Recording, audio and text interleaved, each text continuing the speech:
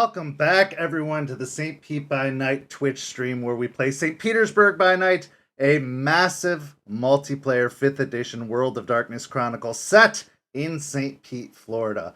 It's Tuesday, and you know what that means. It's time for Rage Across Tampa, our Werewolf the Apocalypse 5th edition Chronicle set just across the bay from St. Petersburg in Tampa, Florida.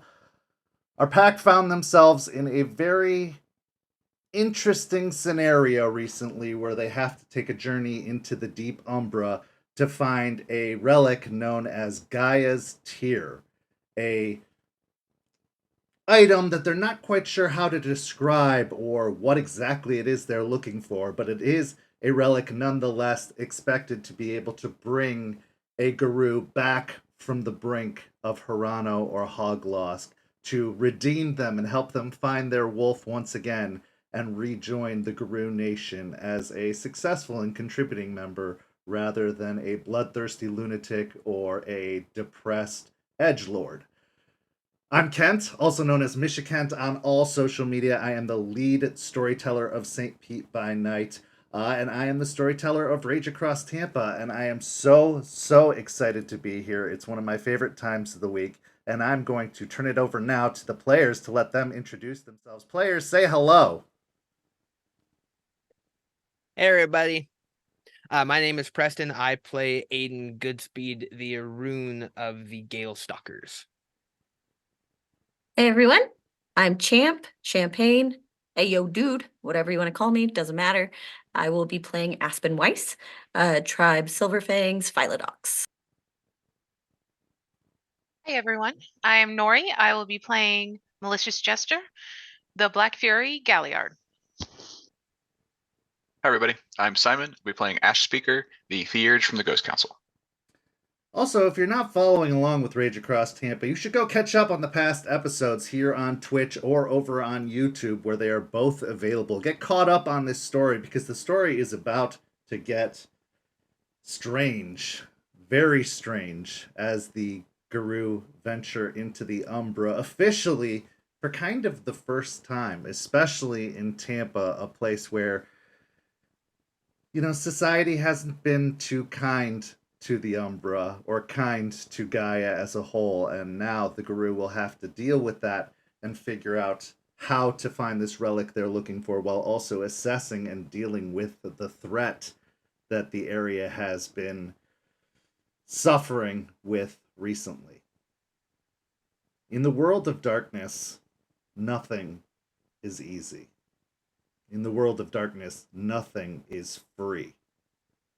If you get something, it's probably because you paid a sizable price for it. A price that you, at the time, may not even be aware you're paying. Whether it's something immediate, like paying in blood, paying in pain, paying in loss, or whether it's something a little more drawn out, like a debt owed, or a consequence yet to be revealed. Maybe a consequence not to you, but a consequence to someone you care about, like our dear Jester has experienced recently with Stheno currently being held in prison for crimes that they didn't exactly commit. The Umbra is a reflection of feelings and emotions.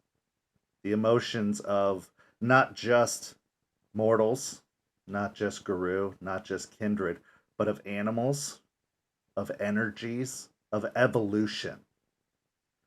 The wild, the weaver, and the worm, who create and are responsible for all things existing on the material plane, really call the Umbra their home, their manifestation, their creation. And all are reflected there. Some more than others, depending on your location. For example, when you are out in someplace remote, someplace more attuned with nature, that's where the wild reigns. When you are in somewhere more urban, somewhere where evolution and development and technology takes hold, that's where the weaver calls home. And then there's the worm. The worm does have home, but it really calls all of Gaia, all of the Umbra, its home. Because in this age of apocalypse, Gaia is dying. The earth is dying. Decay and rot run rampant. And the effects of the worm are never as clear as when you first stepped foot into the Umbra. When you dove into Lettuce Lake off of the observation tower, expecting to splash into the waters of the Umbra, but only instead finding a dried lake bed. You're still recovering slightly from the dizzying affair, the bumps and bruises suffered. Not enough to do any real damage, but enough to definitely shock your system and send stars kind of swirling in your vision. But that dizzying array, that sense, is kind of snapped into clarity, looking around the dried riverbed, the cracks across its surface, bubbling with this almost dried, viscous fluid that can only be Gaia's blood.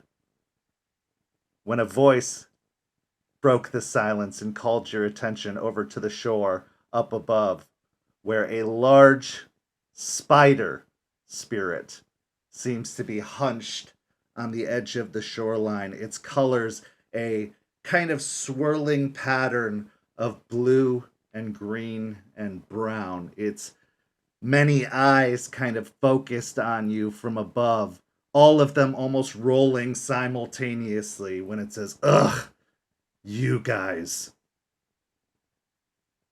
Artie almost immediately hops off of the ground where he had been laying on his side and goes sprinting over the shoreline with a "Regina!" And he goes springing up to the riverbank or the lake shore and hops up onto the edge and kind of goes to tackle the spider in a hug. Now, this spider is incredibly large, larger than a normal human man would look, more like the size of a Jeep.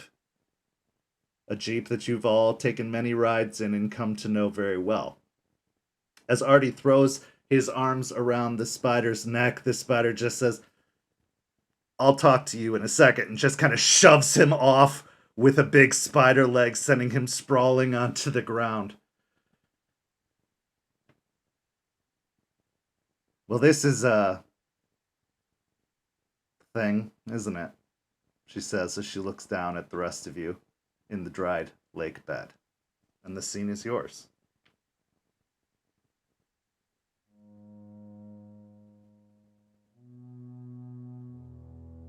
Aspen will get up from falling onto her butt, brush herself off, pull at her clothes as she usually does, try to look better than, the dirt and viscous on her body, and kind of walk up at a very cautious distance and move to the side and just look at everybody else, just kind of dumbfounded with what's happening. Aiden will jump up as well and he'll brush away. Thought there'd be water. My bad. And he'll kind of cautiously walk just slightly in front of Aspen between Regina and her, adding a body blockade. Jester will get up, realize she's naked, and be like, "I thought clothes could be brought over." You got to dedicate him first. Aiden's right. Oh. Okay. Next time. Yeah. Next time. I'll just go wolf. I'll just shift into the wolf. Lupus. Okay, so with a kind of shake and a change, you lean forward, dropping onto all fours, and the shift happens almost more fluidly and more simply than it normally does. While it's a long transitional process, it seems almost instantaneous as you drop to all fours and assume the form of the wolf.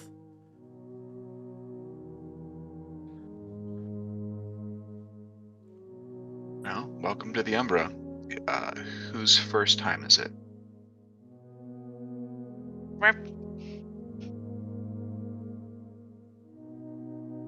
Artie, have you been here before?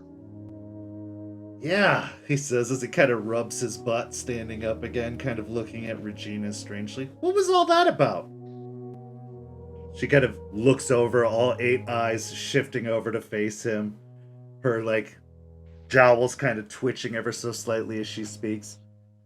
Do you think I like being used as a recycling bin? Do you think I enjoy the sounds of all of those little cans clacking around in the trunk?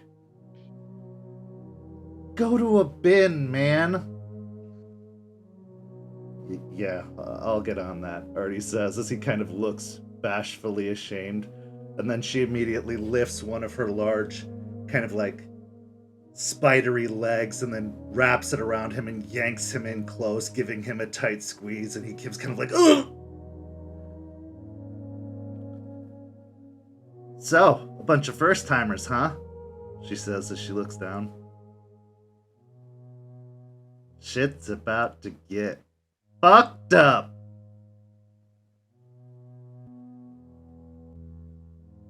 Yeah, this is a lot different than back home's Umbra.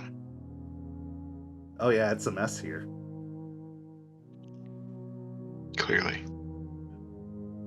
Do you know how long the water's been gone from here? Can't say. I'm usually a Jeep, I guess, and we don't take a lot of trips out here. But, it's got to have been a while.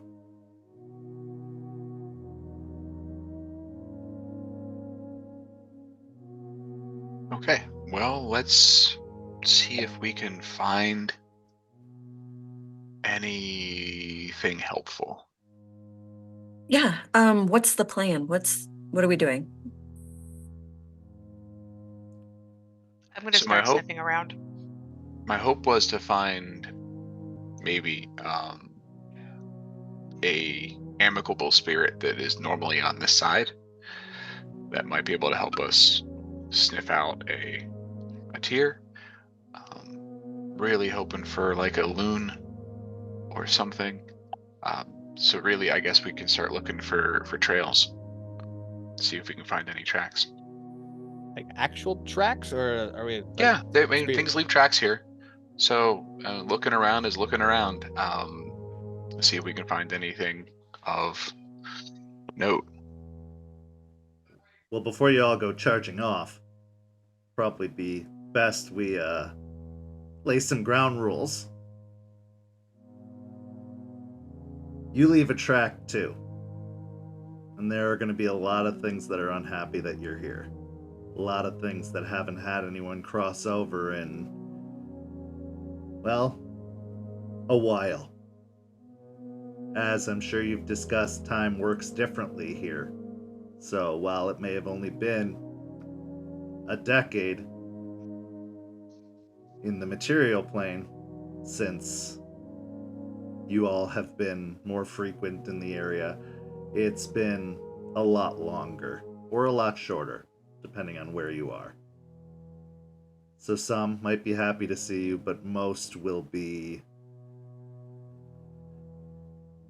well, a variety of emotions. Some might feel betrayed. Some might feel angry. Some might feel indifferent. I think most of them will feel fairly indifferent since you've been gone for so long. But remember that this isn't your home. Not completely. A part of you, yes, but most of you, no. You are in someone else's neighborhood now. So keep that in mind when you're doing whatever it is you're gonna do.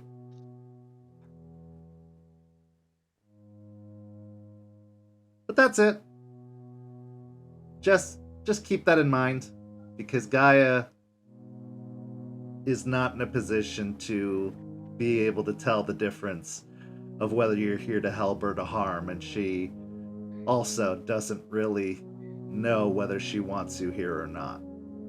So you might feel that as you go moving about. But I'm here to help. You've all I been good appreciate to that. me. Aspen, I see you coming around.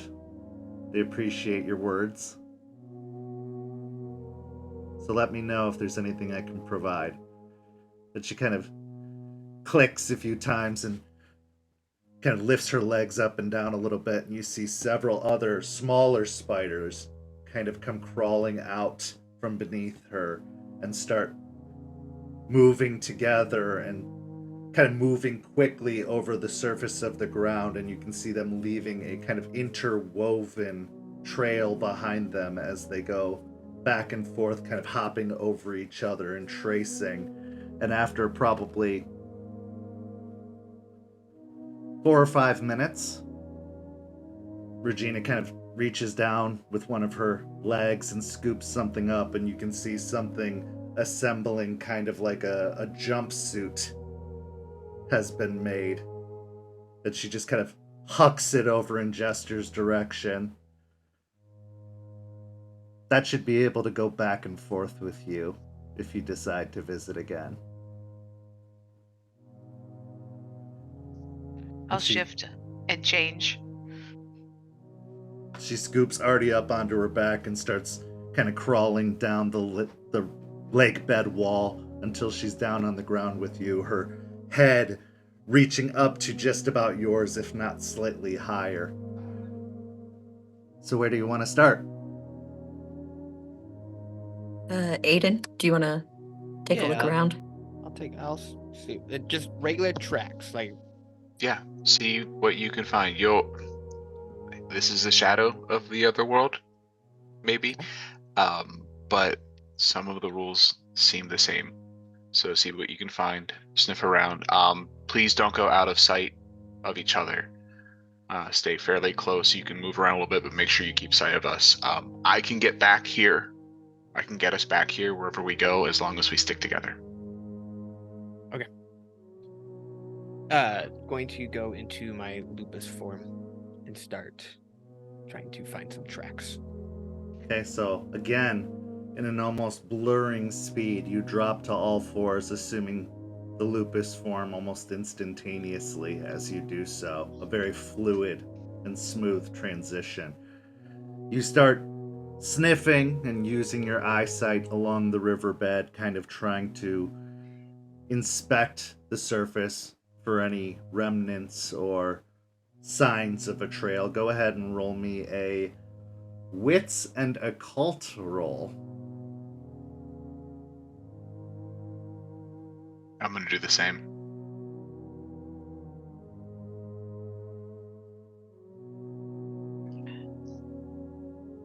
Once I finish changing, I'm going to just go to Regina. Thank you. She kind of bucks her head up and down a few times, her whole body kind of shifting with her legs as she does so. 1 success. 1 success. Joseph. I got 4. 4 successes. Okay. Aiden's the first to notice it, but not really know what it is.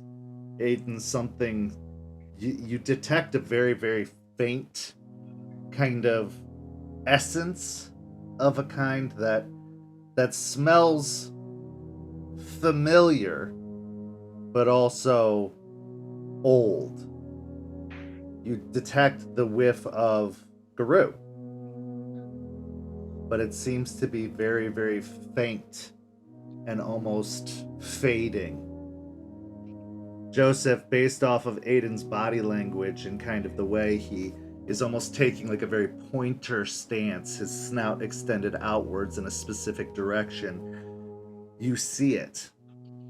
You see a trail kind of form before you, but it is, as previously described, very faint. Footsteps that become wolf pads that kind of are in the surface of the ground, but they almost seem like impressions that have been solidified in the riverbed, buried in the dirt, sunk in and hardened over time. But they seem to be heading off further into the river, or into the lake. Somebody came this way before. It's a lead. Let's follow it. Okay.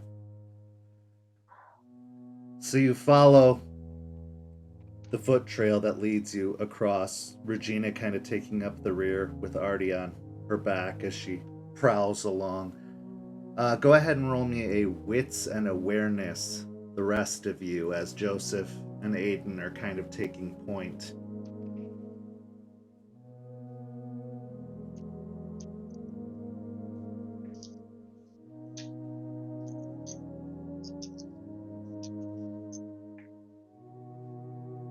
Two successes. Okay. You hear it at first before you see it, the sounds of little kind of clicking as, looking over your shoulder, similar spirits to the small spiders you saw before, Weaver spirits, seem to be amassing on the form that is the observation tower and seem to be crawling up the lengths of it, hopping from pole to pole, kind of stitching up what appears to be the fabric of the Umbra itself. It seems, based off of the rip you can see where you had fallen through, they are attempting to repair and further solidify the gauntlet, raising the gauntlet rating, as the Weaver spirits seem to be intent on sealing off the Umbra to the best of their ability. Go ahead and roll a wits and insight check, Jester and Aspen.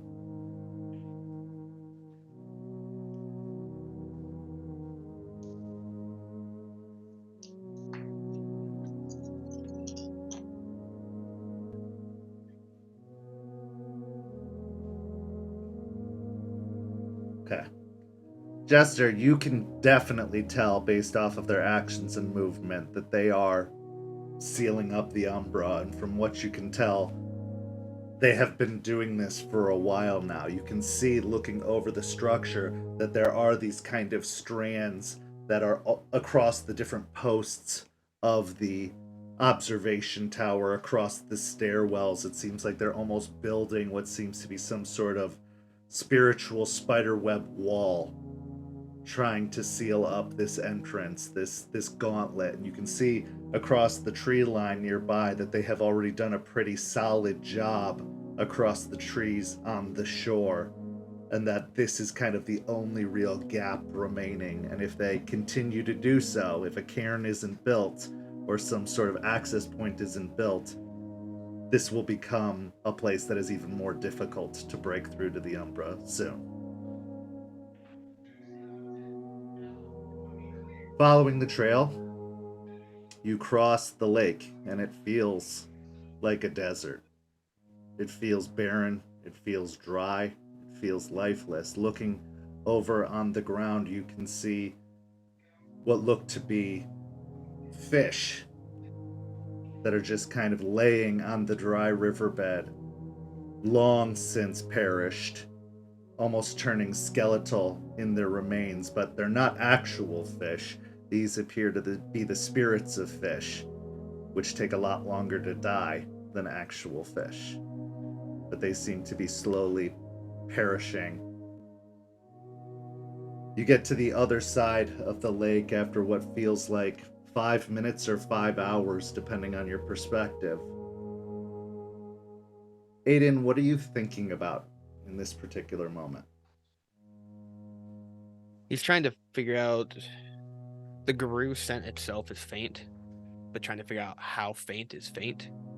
Like roughly how long has it been since this trail had been here, and what they're going to do once they actually encounter, if there is a Guru that's here, if they're dangerous. Okay. Go ahead and roll me an intelligence and occult. I know, your favorite. Yeah. Hey. None. 0 successes. You don't know. You can't tell based off of the fading smell whether, again, it's been recently or if it could have been decades ago. It's impossible to tell. Senses are not working the way they do normally for you. You can tell how long it's been since a deer passed through a brush on the material plane, but here, it's impossible to tell. Aspen, what are you thinking about as you reach the other shore?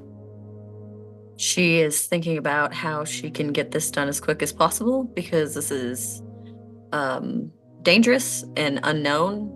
Two things she is really not comfortable with.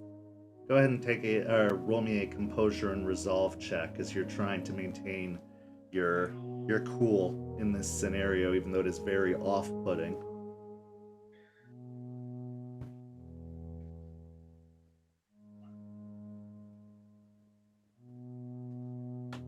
That's 5 with a crit.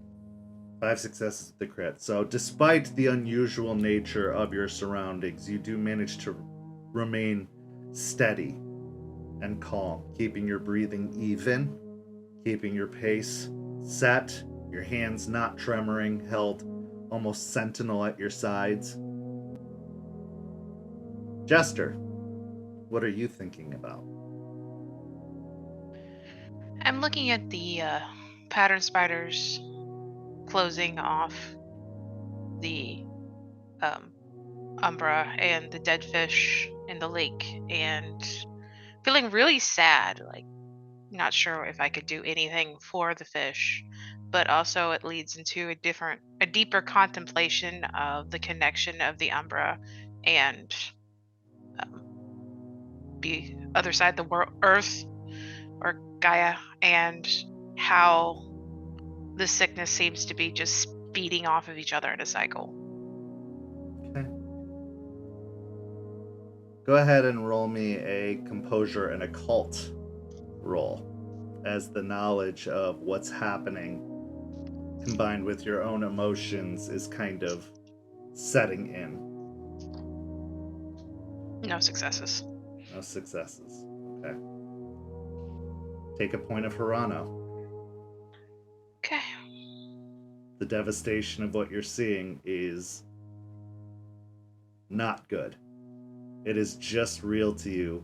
It's really setting in beyond what you see on the material world, the effect it's having on the spiritual world, and just how much bigger this fight is almost overwhelming.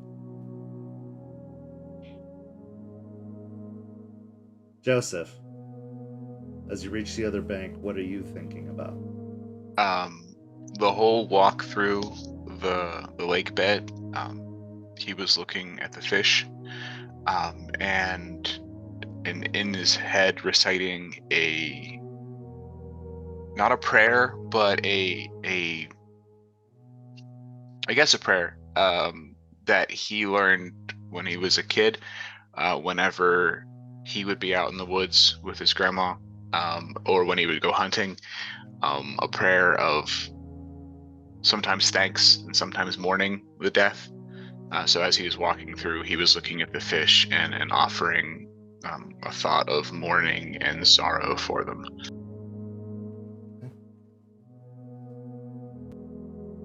Go ahead and give me a composure and occult test as well.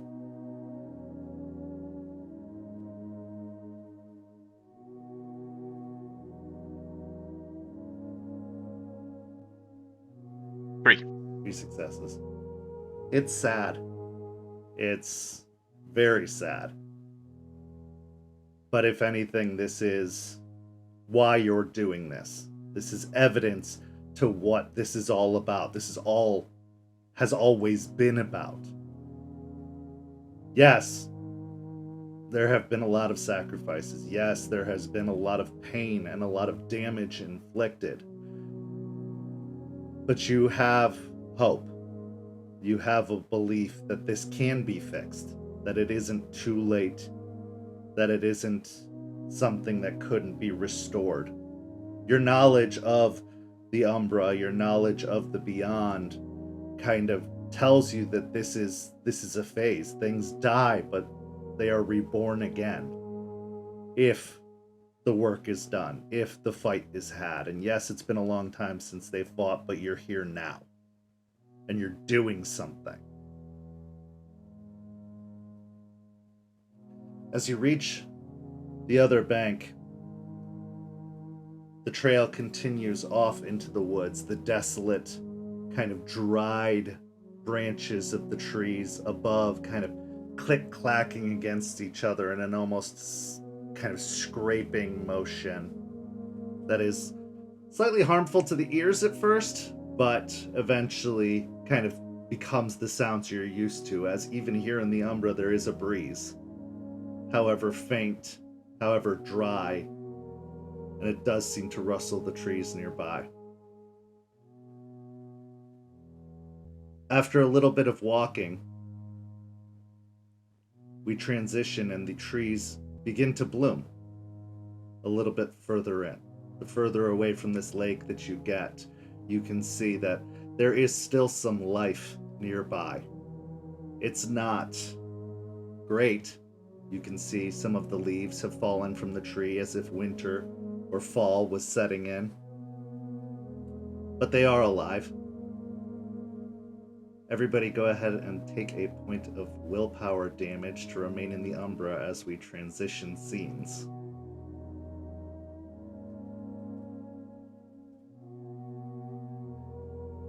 You follow the trail until you end up at the base of a tree. The tree that's kind of in the center of this copse of trees.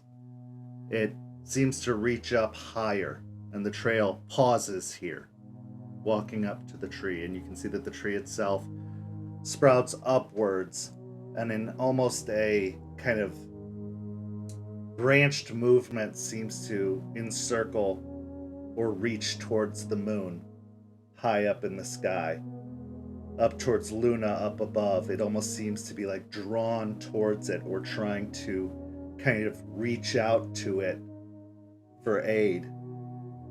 And this is where the trail seems to stop temporarily before moving onward.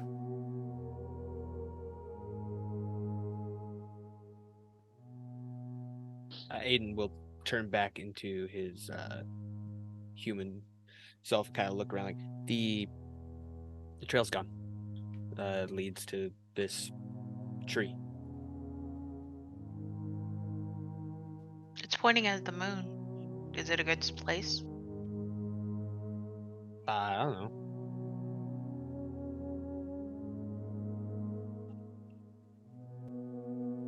Whole place is creepy and weird, so I'm gonna say no. This is not a good place. We can see Luna. That's something.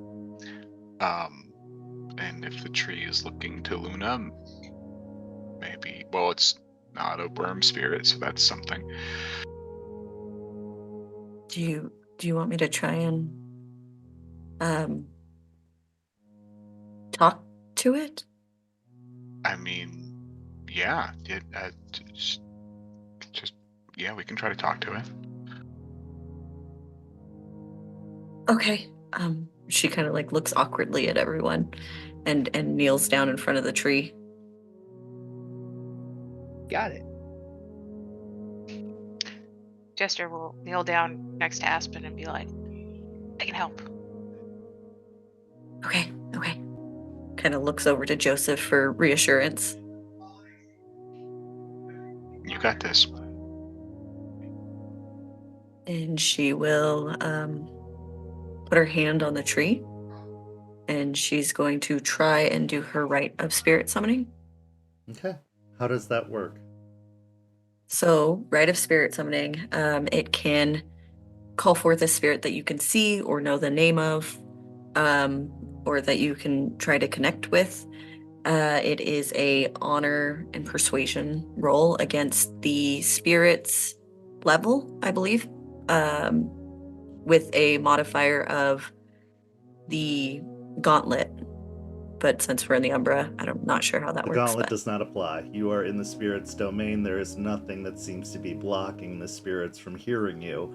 It's just a matter of do they want to respond. So go ahead and roll that roll.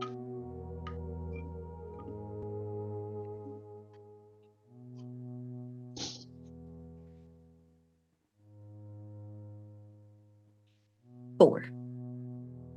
4 successes. So as you call out to the spirit, what do you say? Sheepishly, she's going to. Hello, tree spirit. We would like to speak with you, if that's all right.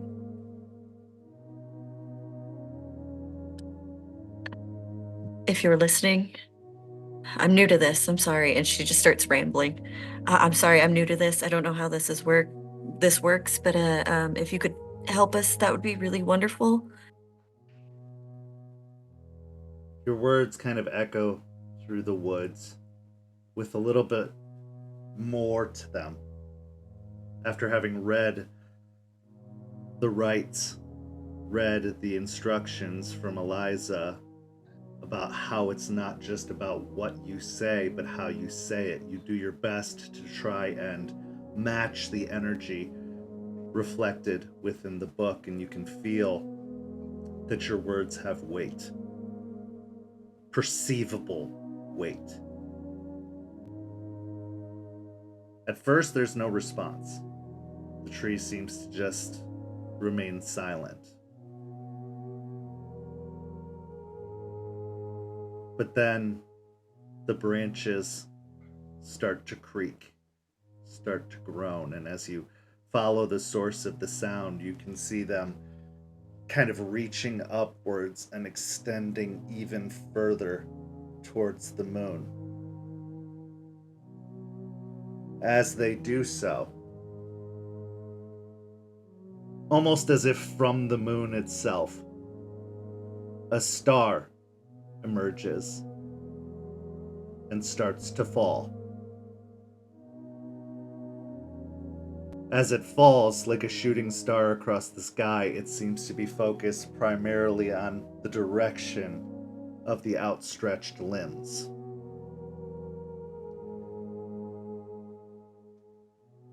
Eventually, the tree groans again as the star itself lands on one of the outstretched limbs of the tree.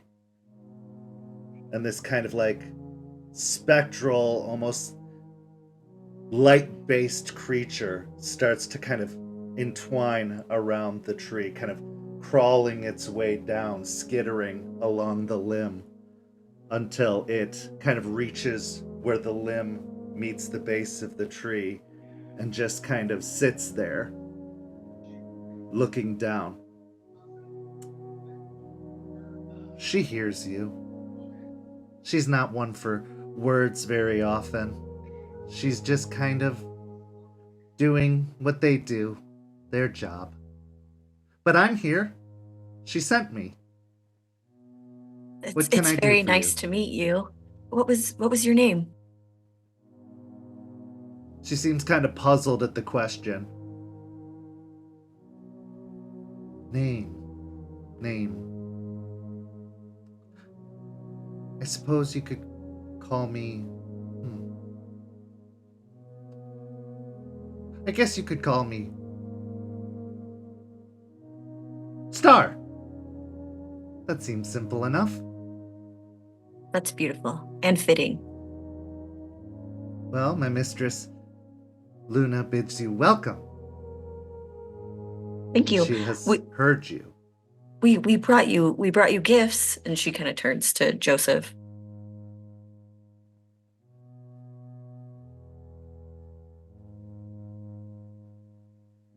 So Joseph will reach into his little bag and pull out a couple moonstones from the shop and hand them up to the loom.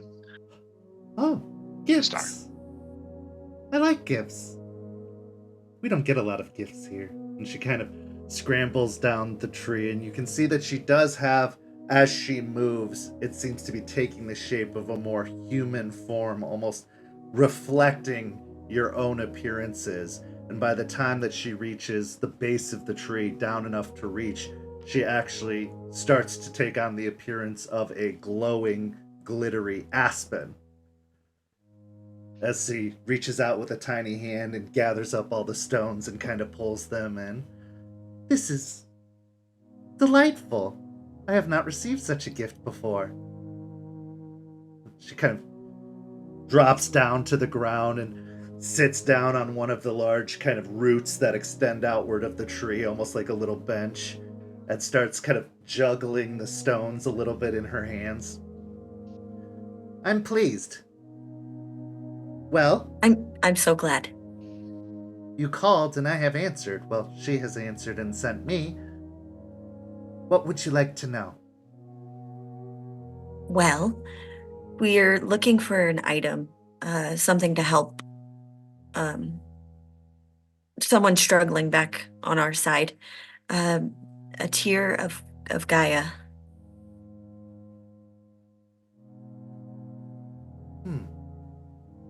Tear of Gaia. She kind of keeps juggling the stones, almost absently switching to one hand and just kind of juggling them with the single hand.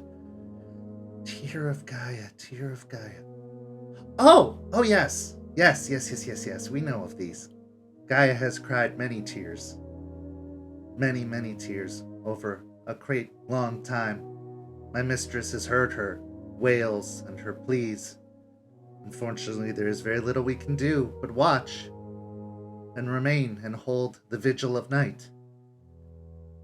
But I have heard of these things, yes. There was another who came before that asked for such a thing. I think I know who you're speaking of. We would love to help Gaia and at least as much as we can here. Do you know where we could find one? She kind of looks up towards the moon and then seems to be having a non-verbal conversation with the moon itself. We know such things, yes. But we must make sure you are worthy of such information. Your call was so pleasant and so full of need, which is why we answered. But desperate times and desperate measures being what they are, these things are, well, rare, to say the least. Many of the tears have dried and gone, but few remain. My mistress bids you take on a task? Mission? Quest? Of course. You must find your patrons and receive their approval. If your patrons see fit and you have impressed upon them that you are worthy, then you may return here, and I will tell you where to find such a tear. The last one who came had been, well, proven many times over, so they did not have to endure such a task. But you are new. You are new to this world, and therefore you must show us that this is a place for you. If you can find your patrons and you can seek their blessing, Luna will be pleased, and we will do as you ask. Wonderful. Do you have any idea where we can start? Or just start looking?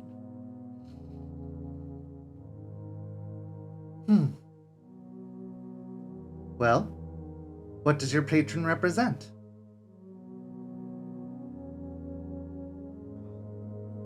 Mine specifically? Yes. A falcon spirit. leadership. Sorry, I'm a little caught off guard. Leadership. Leadership. What do you think of when you think of leadership? What does leadership mean to you?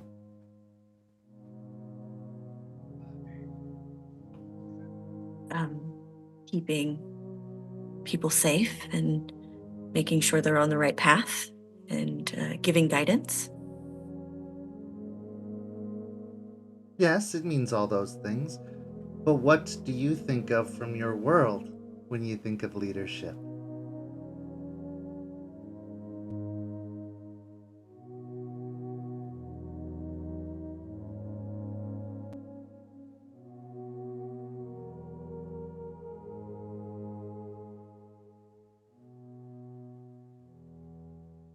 I'm not sure I understand the question. What represents leadership to you in your world? Who represents leadership to you in your world?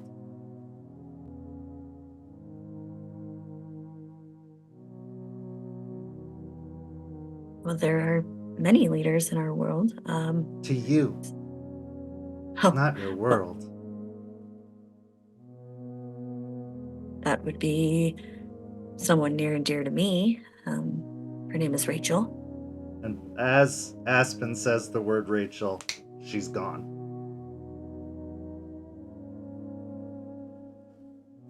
The spirit looks over towards Aiden.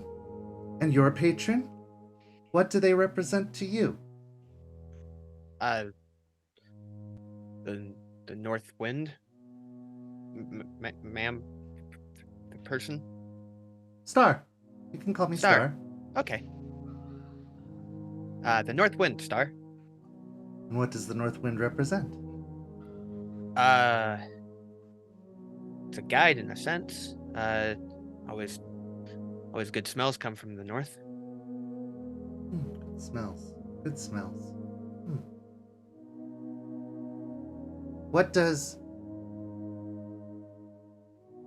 What represents guidance to you?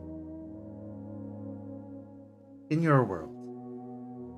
A good trail, a game trail can be guidance to get out of a situation or a place where you shouldn't be. The hunt! Yeah. And with that, Aiden's gone. Jester and Joseph, you're the last two who remain. Eeny, meeny, miny, mo. You! She points to Jester. What does your patron represent? My patron is Gorgon.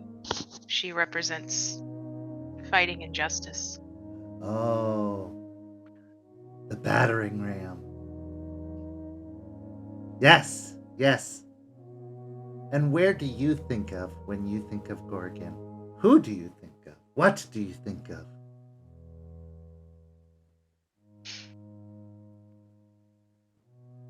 I think of Steno. Especially Chloe, my best friend. And with that, Jester is gone. You've been here before, she says as she looks over to Joseph. You've proved some. Very far away. Very far away. But nothing is really far or near. It depends on how meaningful it is.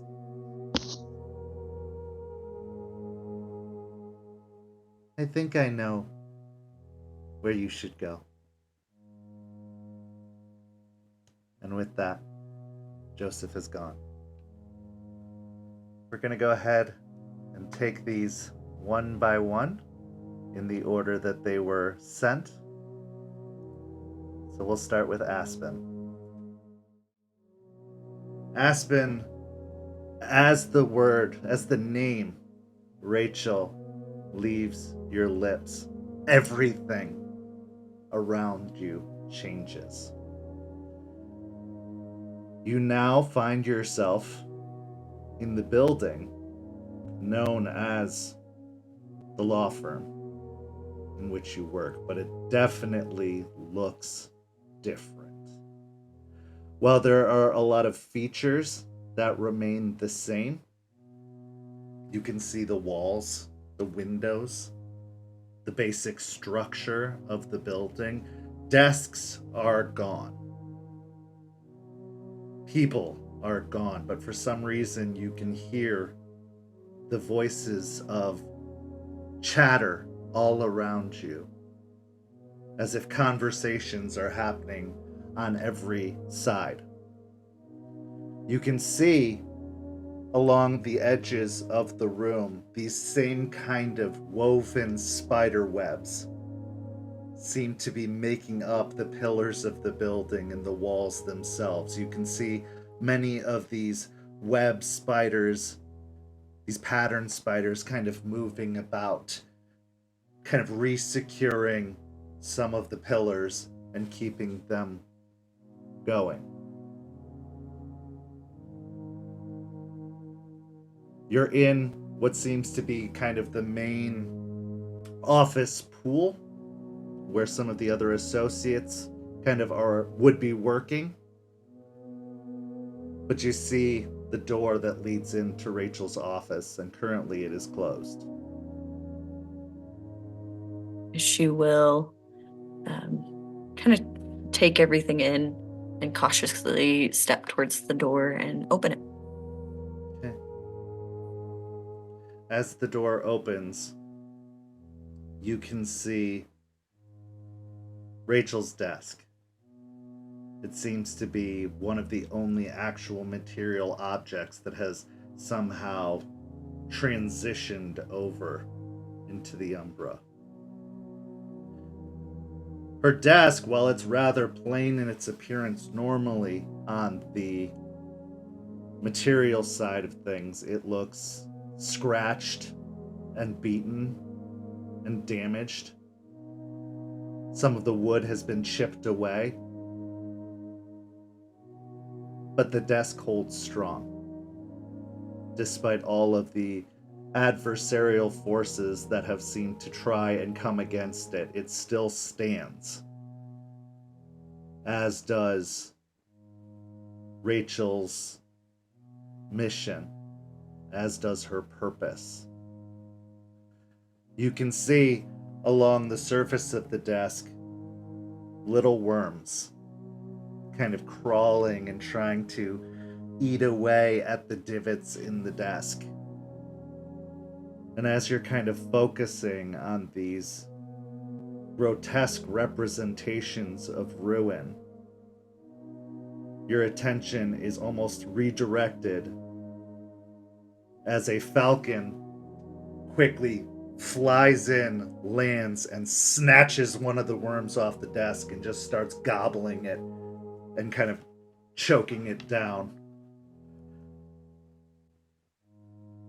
It looks over and kind of cocks its head at you.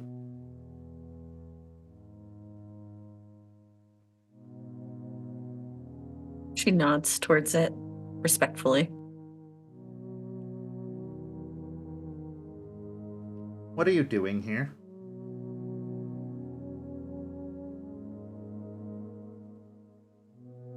I was put here by Star. What are you doing here?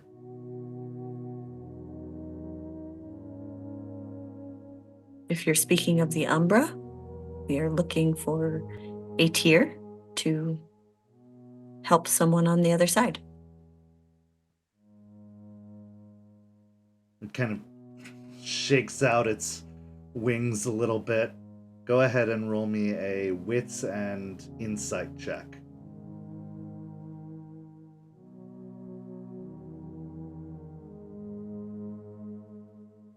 You could get a very distinct frustration coming off of the Falcon's movements. What are you doing here?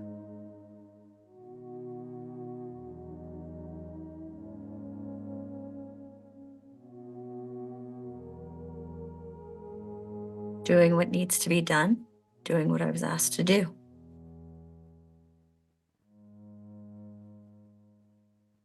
Why?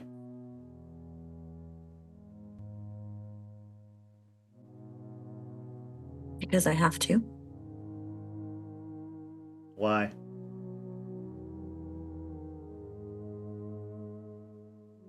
Because it needs to mean something.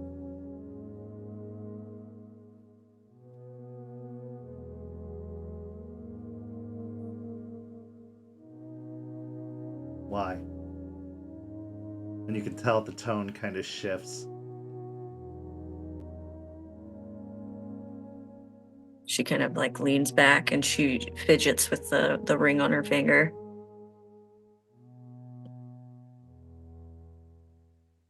Because if not, then it was for nothing.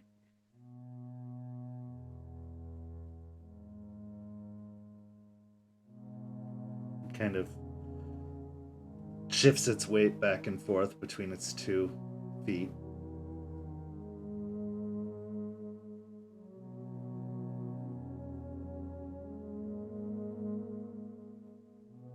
When will it mean something? What will it take?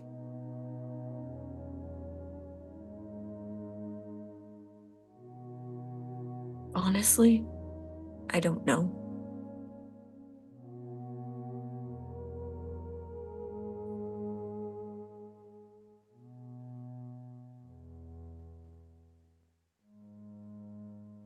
Kind of sits silently for a few moments, observing you, studying you.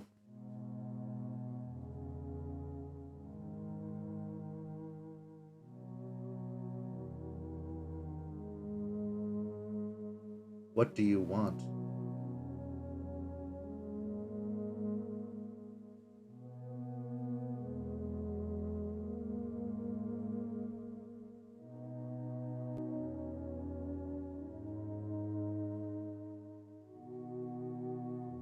I want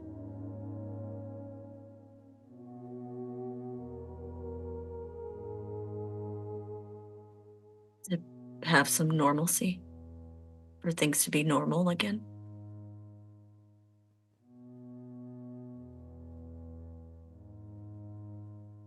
Do you think that's possible? No, I know it's not possible, which is why it has to mean something.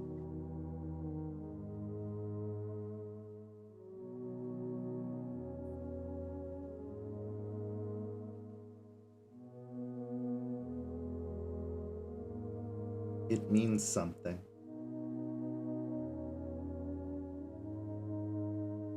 It already does.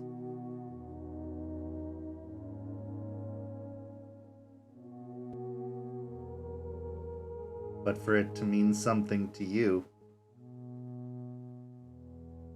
means you have to accept it. Truly accept it. You're not there yet.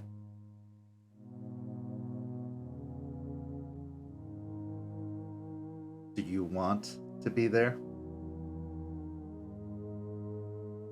I do.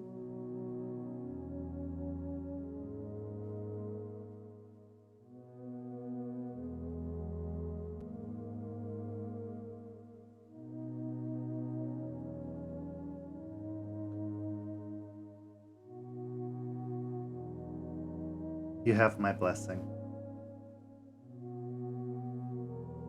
Thank you. And with that, you're gone again. Back at the base of the tree. As we shift over to Aiden. Aiden. As you emerge, you are on a wide open plain. There is no trees, no foliage, no covering, just what appears to feel like the grass beneath your feet.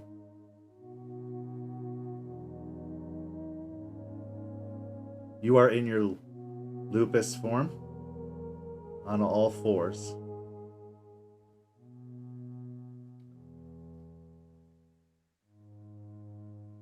the wind kind of blows across this open plain, stirring the grasses.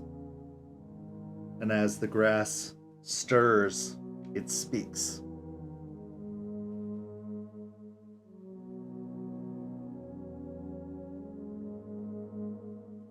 You have returned.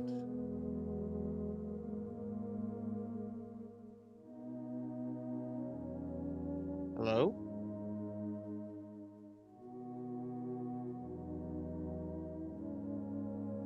You seek guidance once again. I do?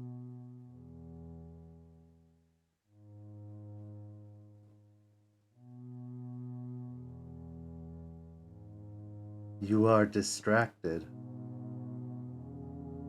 His eyes shifting back and forth constantly. Yeah, a little. Go ahead and roll me a wits and awareness.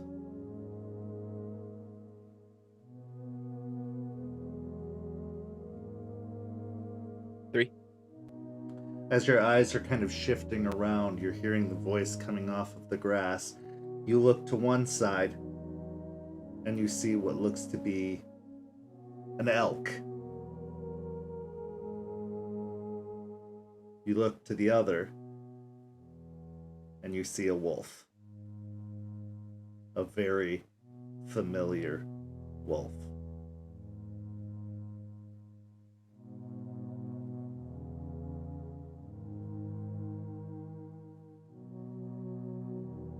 Where will you run?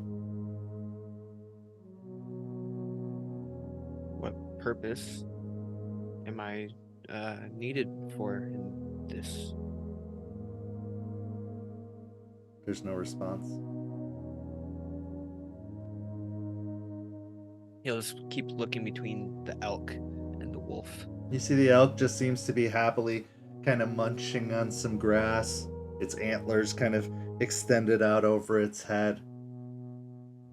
On the other side, you see the wolf just kind of perched there, sitting, watching.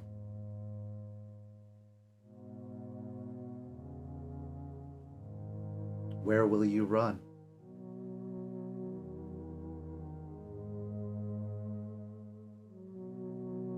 I don't know. I'm feeling a torn feeling again.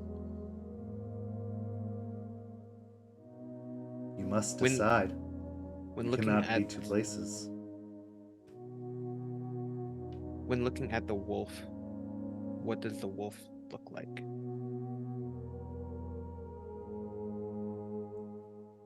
Malnourished. You can see that a lot of the hair has thinned in its mane. It looks gaunt. It looks pained. And it just looks broken. That's the best way to describe it. The eyes seem empty and lost. The posture slouches from almost a lack of strength to stand.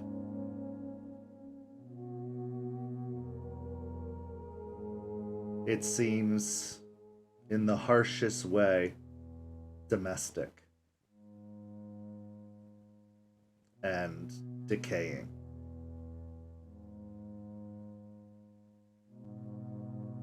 He'll take a long look again at the wolf, back to the elk who's just grazing. He'll call out to the grass. The wolf looks like it needs help. It's not happy.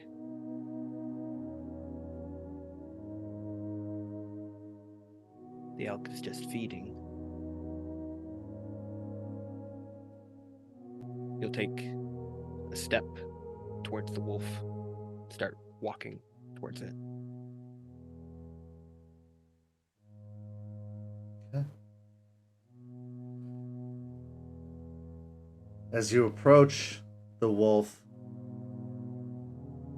who seems in dire and desperate need, you hear the grass behind you stir, and the kind of heavy footfalls of an elk charging away in the opposite direction. As you approach the wolf and you grow closer and closer, its head kind of lolls to the side, and its jaw distends and falls open, and maggots and worms kind of start falling out of its mouth and crawling towards the ground. As they reach the ground, the body kind of deteriorates into bone and crumbles into a pile.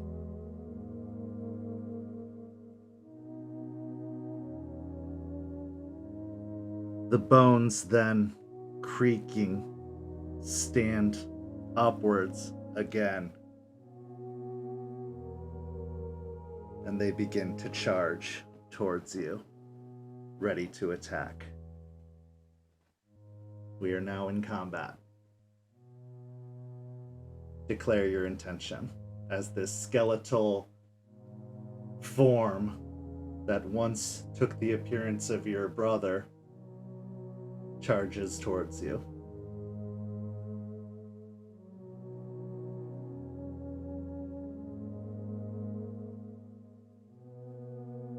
Gonna stay in Lupus for the time being, and realizing that there's a wolf attacking him now, he's going to charge and try and fight off the wolf. All right, go ahead and give me a strength and brawl as the two opposing forces, one made of bone with long sharpened claws and fangs, comes charging towards you, and you both collide in the middle.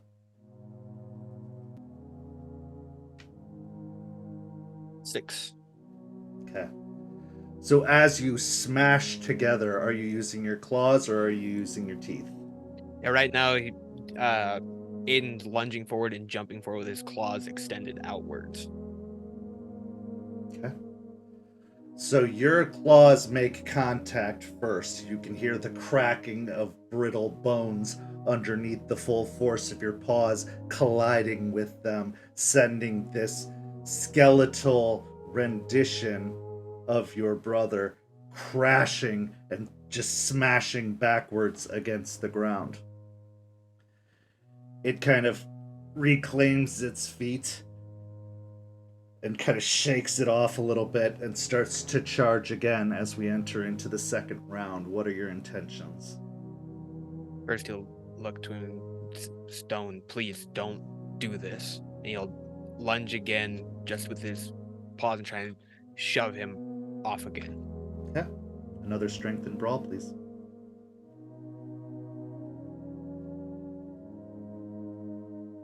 Four. Okay. This time, as you collide, Stone gets the upper hand. You go with your paws to try and kind of push him back, but he manages to hesitate a mere second, then lift up his paws to your already extended ones, and the claws dig into the sides, raking along your already extended arms. Or legs, I suppose, in this case. Go ahead and take 2 points of superficial damage as they rake, rending the flesh from your legs. It kind of lets its jowl hang open, the clicking of the bone of it kind of unhinging as it opens, and all you see is more of these worms kind of pouring out of its mouth. Third and final round. The score is tied 2-2. Whoever gets the upper hand will win the encounter. What are your intentions? to go into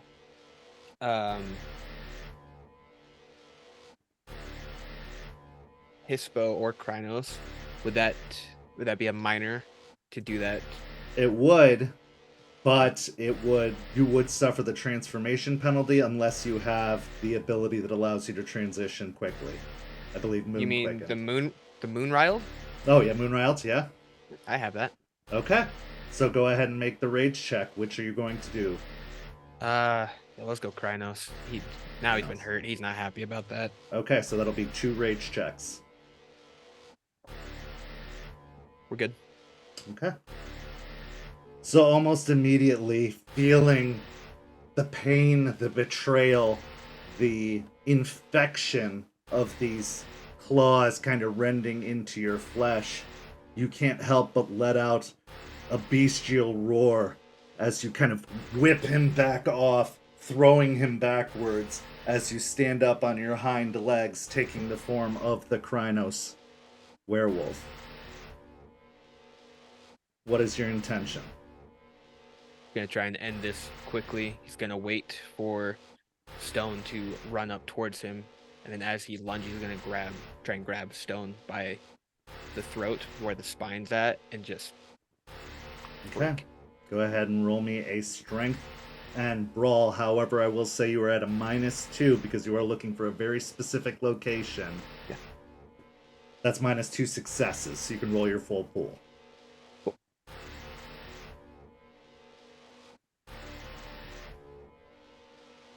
So that's 8, so 6. Successes. The skeletal wolf lunges. You manage to time it just right as you grab it by the throat, and with an almost sickening crunch, you squeeze down upon the spinal column that would make up the throat.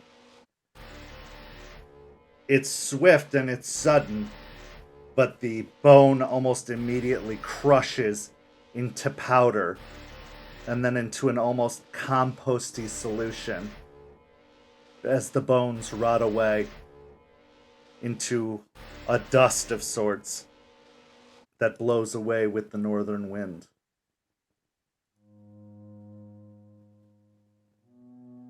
I'm sorry, brother. He'll revert back to his lupus form. Got another rage. You are down to 1 rage now after coming out of Krynos. Yep.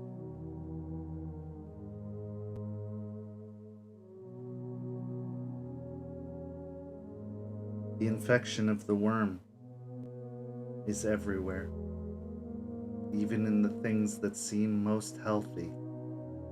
And the wind kind of blows, turning your gaze, and you see that the elk lays in the grass, rotted and eaten away. The battles for Gaia that seem the most dire, the most personal, are not always the ones that need to be fought. Not always the highest priority. The worm deceives in its decay. Understood. This distraction will be your undoing if you let it continue to tear you asunder. But you have strength and a lot of fight left in you,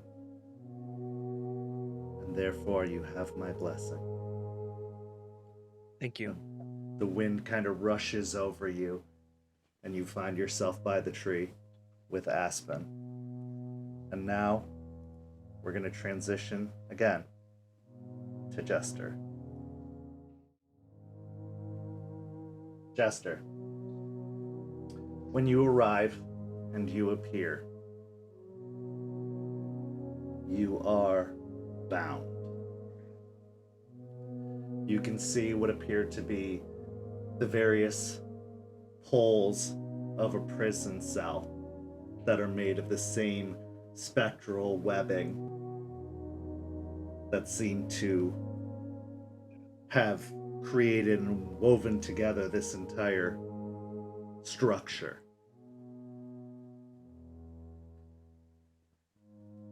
Your feet seem to stick to the surface of the ground as you try to kind of move and get your bearings. You find yourself finding a little more effort to get moving in any direction.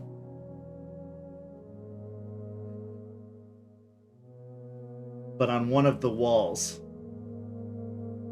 the stones seem to have cracks kind of growing amongst them, spiraling out and spreading out in every direction, kind of from the source of an impact against it. In this cell, all you hear are screams. And every scream in its own tone sounds familiar. As a separate member of Stheno calls out in agony, in fear, in pain from all around, until Chloe's voice, "Where did you go? We needed you." Go ahead and make me a composure and resolve check.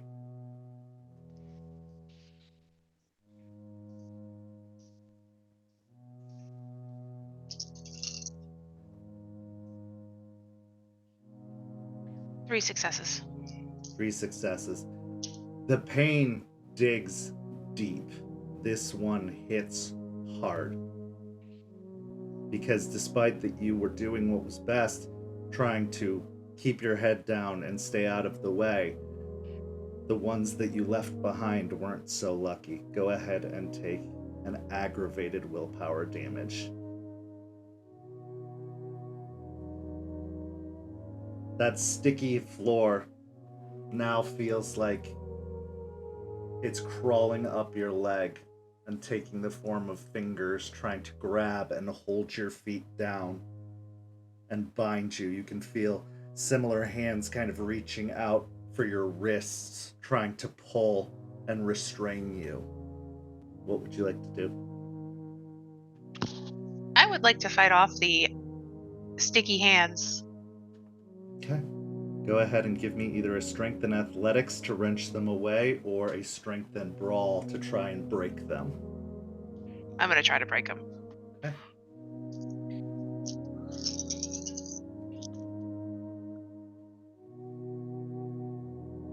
Five successes. 5 successes. Easy enough. You manage to use one of the bound hands to kind of smash against the imposing force that's trying to hold you down, shattering it and breaking your hand free. Using your other free hand, you wrench the reaching hand off of your other wrist and kind of go down to your feet and yank them free, pulling these prying fingers away. You have movement for the moment. The bars are in front of you. There are walls on 3 sides, or on all 3 sides, but one of them seems to be cracked and worn.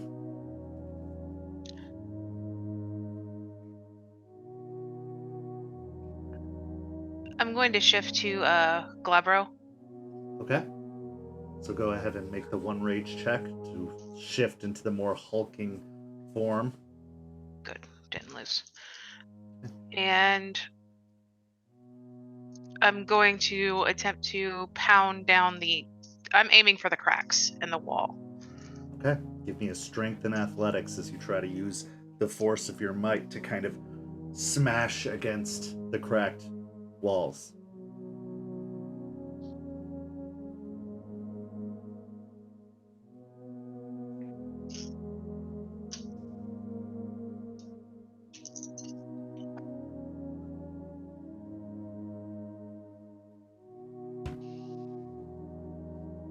Three successes.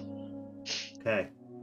So you smash with your full body weight against the wall, and the stone continues to crack, but you haven't quite been able to make purchase. From behind you, You're going the wrong way! And as you turn to face the other wall, you see Chloe and the other members of Stheno shackled to the wall.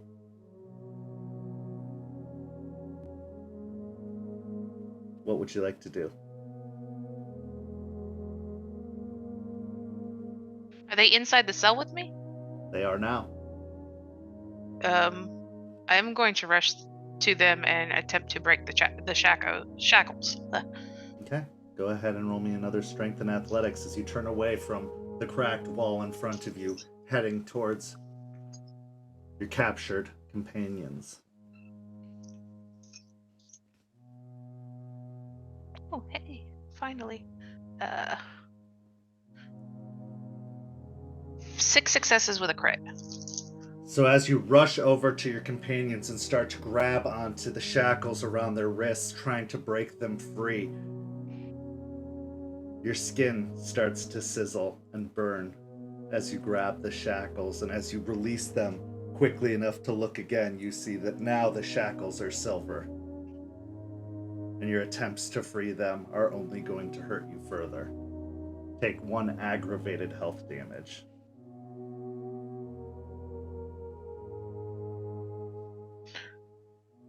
At this point, I don't care. Okay. I need to free them. Go ahead and roll me another strength and athletics.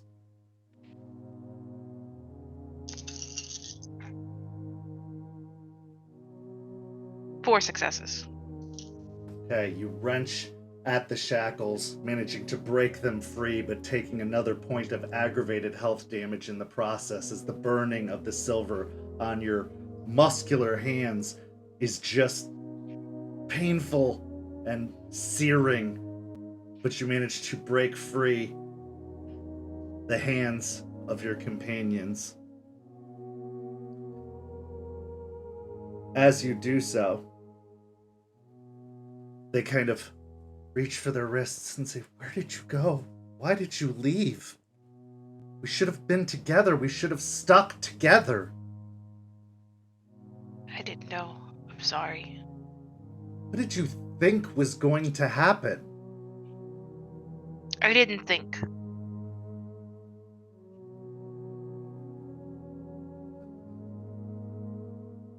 be great if this was real, wouldn't it? I think it'd be a whole lot worse if it was real.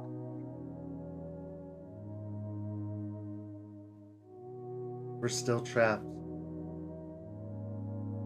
I'm still coming for you. Then what are you doing here? Trying to make things better. Trying to make the fight that we are fighting a winnable one.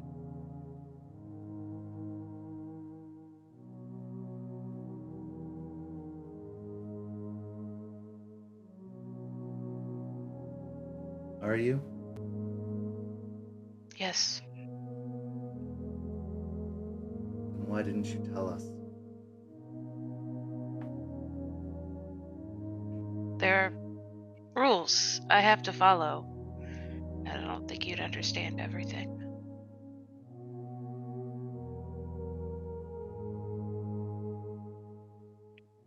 And maybe we'll never get the chance. And you see one of the eyes of Chloe get eaten away as a worm emerges from it and starts crawling across her face and into her mouth. And back from the cracked wall, you hear,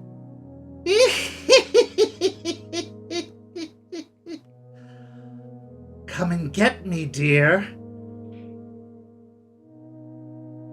Turn around. You just see the same cracked wall.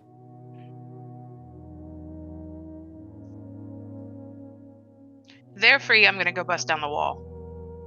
Okay, go ahead and roll me another strength and athletics. Or strength and brawl.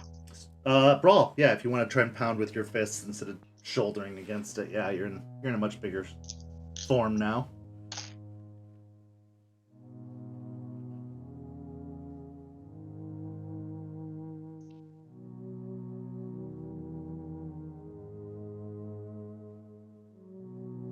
9 successes.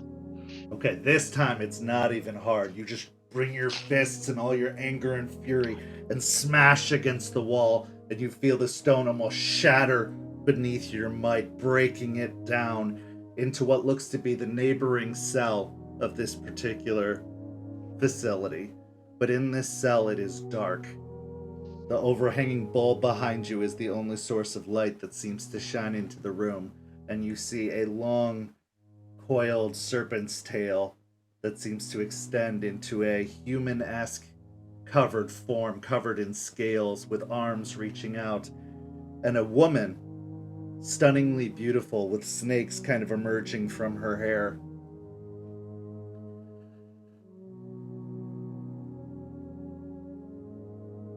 The authority holds a lot of sway here, doesn't it? Does. Everything feels like a prison. No matter whether you're on the inside or the outside, you are bound. Bound by rules, bound by restrictions, laws, enforcement.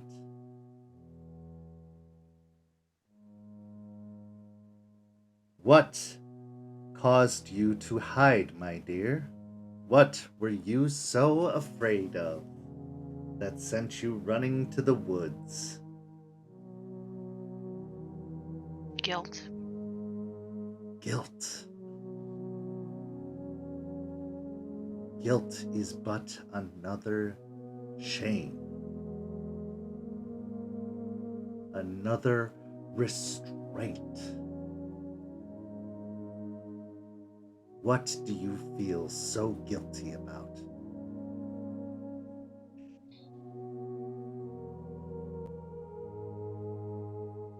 All those people trapped underneath that power grid that didn't even deserve to be there.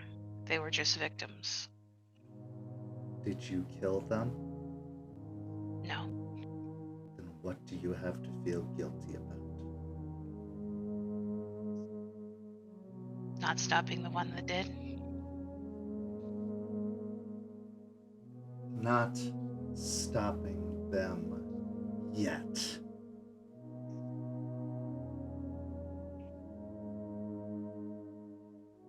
Some stories aren't over until they're over, and your guilt is forcing an ending.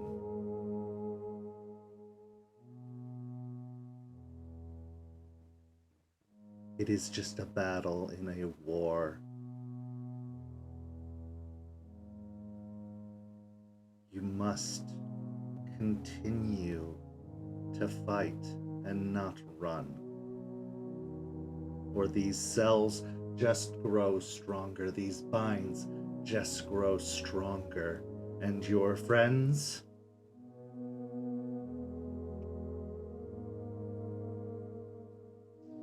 just lose time. You know what has them.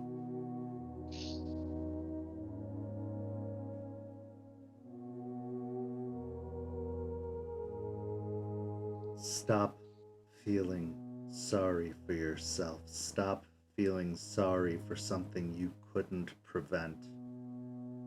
And fight.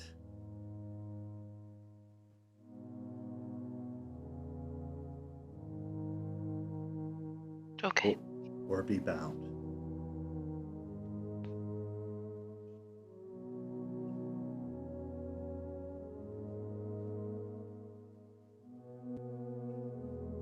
Go ahead and make a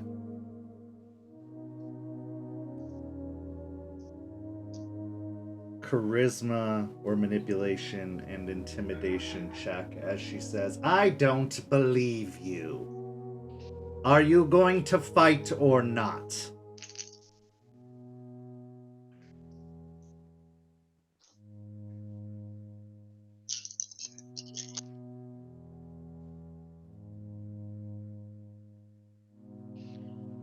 Five successes. She will snap back. Yes. All right. You don't have to yell about it. You have my blessing, dear. Keep breaking walls, keep breaking shackles, and keep punching faces, and we'll be just fine. Done. And with another laugh, you find yourself at the base of the tree with Aiden and Aspen. Joseph, Yes. you stand in a very familiar terrain atop the slope of the mountains that were once your home. Further away than the rest, your thoughts, your mind, your inspiration isn't local. It's home.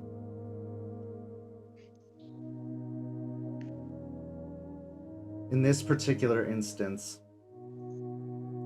you find yourself in a cabin. You find yourself at the foot of a rocking chair.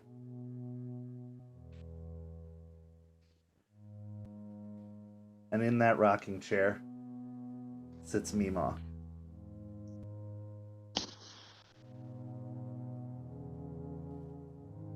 Oh, Joseph!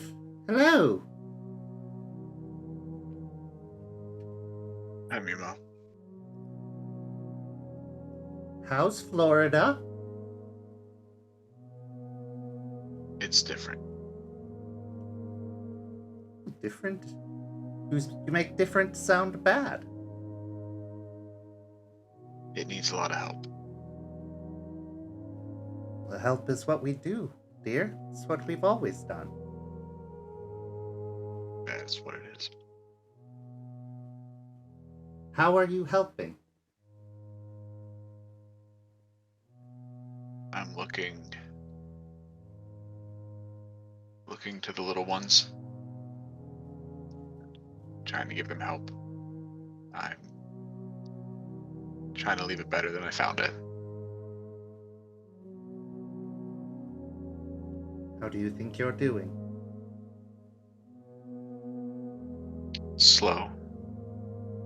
Steady. Do you think you're making progress?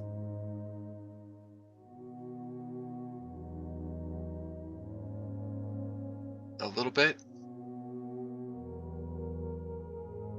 Doesn't sound very confident. Slow. I watched some people clean up. The mess is big. It's really, really big. Too big? No such thing. If I get a little bit, I've done something. Go ahead and make charisma and persuasion.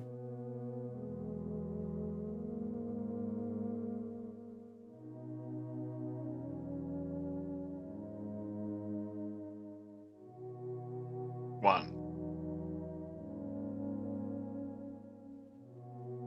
You don't seem very confident, Joseph. But your heart's in the right place.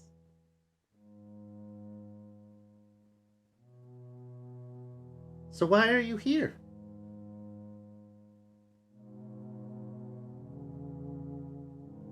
Someone sent me here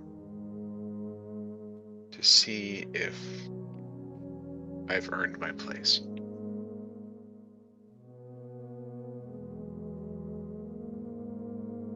Do you think you have? It's not for me to decide. Of course it is.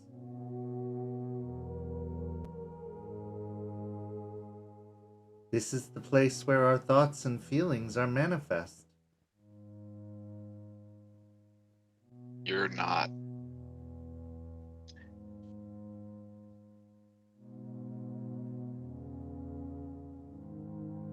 There's something behind you, Mimo. And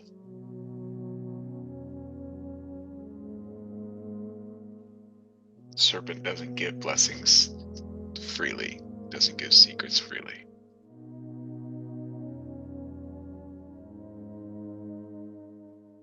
There's always been something behind me, Joseph. I know.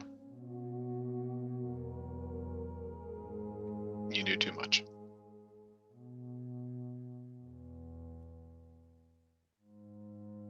You think of the work you're doing as limited to the work you're doing in Florida, not the work you did before.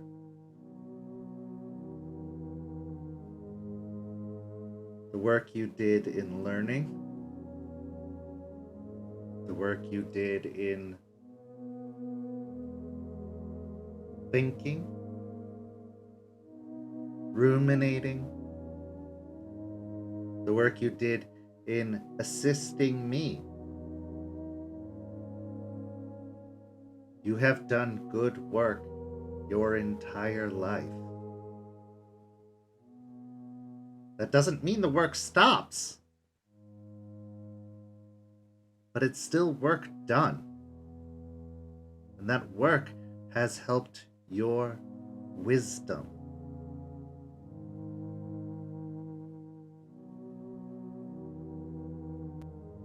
Part of knowing where you're going is remembering where you came from. The good and the bad. But you shouldn't be so critical of the victories you've already had.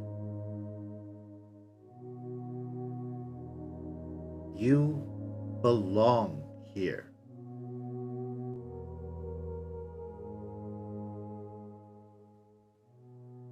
That's why you were called. That's why you were chosen.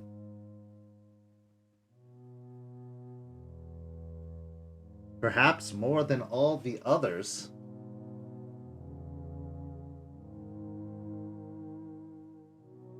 Not more, Mima. Not more. Just different. Just needed.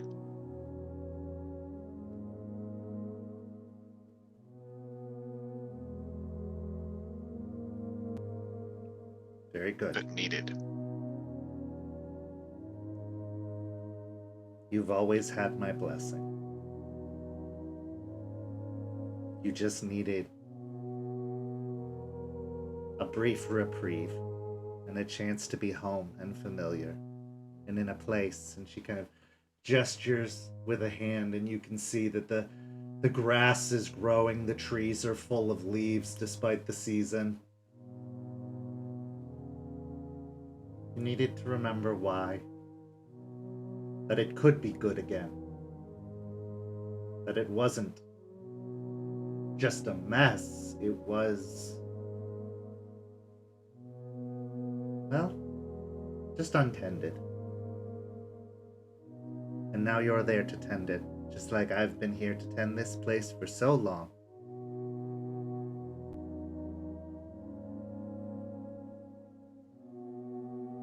You must go back. They're gonna get lost. Without you, that's almost a certainty. Thank you. I'll see you soon. Keep up the good work, and you'll have a place as beautiful as this.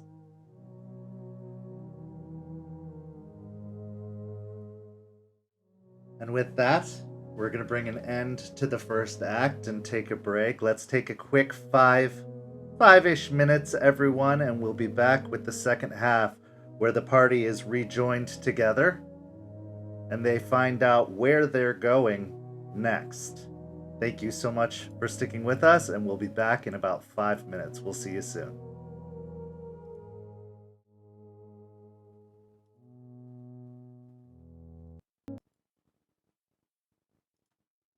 Welcome back, everyone. We hope you had a good break. In the first half, our pack ventured into the Umbra and met a loon named Star.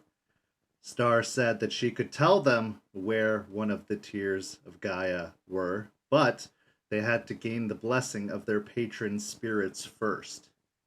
So they were each transported, moved somewhere where they were challenged, They were interrogated, they were questioned, or in some cases, just simply given a little bit of time back home.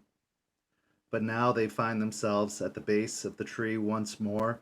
Star just sitting on the root still, kind of looking at the moonstone in her hand, like flipping it over, checking the other side, inspecting all the edges. And Artie is perched on the back of Regina, the large spider spirit, seemingly snoring, leaning back, laid back, splayed out over the spider's back, just kind of snoring as he's kind of asleep upon the spider. Regina gives a quick jostle and he's oh, hey guys. Hey. How did it go? Went well. Aiden will gesture to his arms. I think I won. What happened? I mean, you guys were here and then all of a sudden, like you were all gone, and I don't even know how long it's been. Regina, how long has it been? Long enough. I'm looking down at my hands. Instead of burns, what you see is withered, decayed flesh. And since we're back at the tree, everybody spend another point of willpower.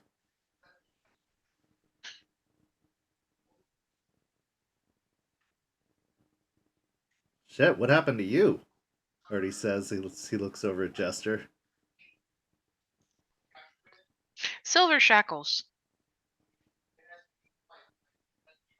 That's weird. I don't even think that was a thing here. I guess it was a personal message. Oh. Well, you want to talk about it? I mean, I know these things can be kind of trippy. Mine was. I had to do a whole, like, you know, spy thing where I had to, like, weave through webs and crawl on my belly and then, like, climb over, and it was a whole thing. I think it's just good that we're all back and we're all in one piece for the most part, looking over at Jester's hands and Aiden's arm. And that's what matters. Okay. Star? He kind of calls over and she goes, Yeah, what's up? Hi. Oh, you're back. Hello. How did it go? You got it? Oh, I think good. so. Well, good. They got it. And she kind of looks up towards the moon again and then just kind of stares at it for a few moments. Okay, she says you got it. I just have to check in with management, you know. Well, good. Then I guess I can tell you where to go. So, the Tears of Gaia usually form where the most damage has been done. It's not a nice place. It's not a good place. But it's a place that, well, hurts a lot. There's a place here where a lot of hurt has been done. That way. And she kind of gestures, and as you all kind of follow that gesture, your eyes drift off in the direction of the city itself. The city is massive compared to its usual stature. In the woods, you wouldn't be able to see it, but from here, it stands over the horizon. Jagged, massive pillars covered up with a heavy clouds kind of hanging around the spires that go up and out of sight beyond. You can see kind of flashes in the clouds up above as lightning seems to kind of crawl its way across the sky. followed shortly after by thunder. As you're watching, everyone go ahead and roll me a wits and awareness.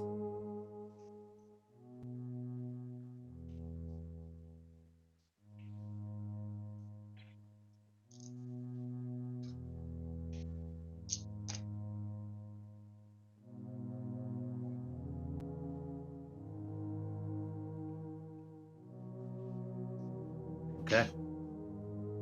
So, Joseph, Jester, and Aiden.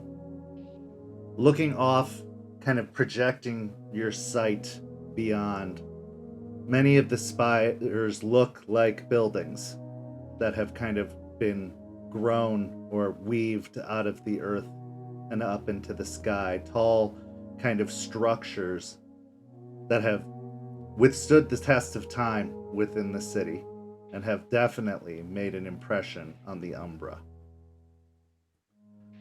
But as you're watching, you see one of the spires kind of start to shift and raise up, and that's when you notice a large spider leg appears to be one of the spires lifting out of the ground, the long kind of hairs coming out of its long leg, shifting ever so slightly, drawing your eyes upward to the cloud cover where you can see the body of a massive spider up above. The Weaver was very busy with that place, but it's ever changing, ever growing, constantly needing upkeep, constantly replacing and building and rebuilding, to the point that it gets distracted. Very distracted. And as you look to the legs of the spider once more, you can see worms kind of moving down its legs, down towards the cityscape down below. When you're overworked, you miss the small details. That's where you'll find it. Ready to go?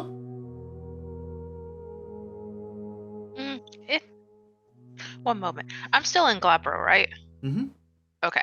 I am going to attempt to at least heal one of these aggravated. Okay. Well, I lose one rage. Okay, so that takes you down to 2, if I remember correctly.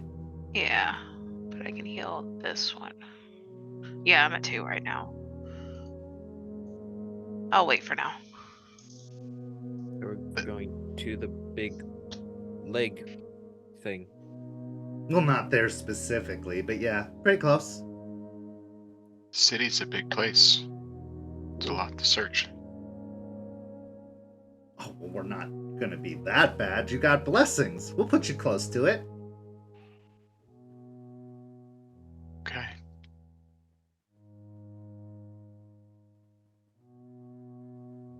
Are you ready? We got this, Aspen. Okay, I trust you. Okie dokie. Here we... And before you know it, there's a flash, and you find yourself standing outside of a rather massive building, not as tall as some of the spires and skyscrapers around it. But for those who are familiar with Tampa, it's the Amalie Arena, home of the Tampa Bay Lightning hockey team. Place of many victories and successes, like when they won the Stanley Cup just a few years ago, to many, many devastating failures, like their countless seasons outside of the playoffs. The building itself is a construction marvel. You can see the weaver's work at play here. But it also has been quite some time. There are a lot of emotions present. You can see flares of green and red, white and blue, various emotions kind of raging all throughout the building. Some joy, some sorrow, some frustration and anger. All emotions are present here, but one seems to stand out from the building more than any other. Deep within the bowels, almost breaking through the roof. Despair. But you stand on the steps outside the arena, many doors kind of lining the edge. And you're present. What would you like to do?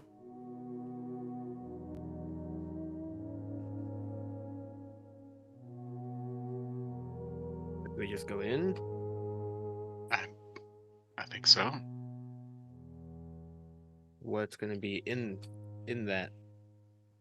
That's a great question, Aiden. Great question. Are you gonna answer it? No, I don't know. Oh, okay. He's gonna start making his way in then. Oh, hold on. Just so Oh. we're prepared. How are you guys feeling with your mental fortitude? It's kind of been itching at the back of my head for a little bit since we've been here. I'm a little tired. That test took a bit out of me. Okay. Well, I could do something real quick to kind of bolster us a little bit, I guess, make us feel a little bit better. Yeah, that'd be great.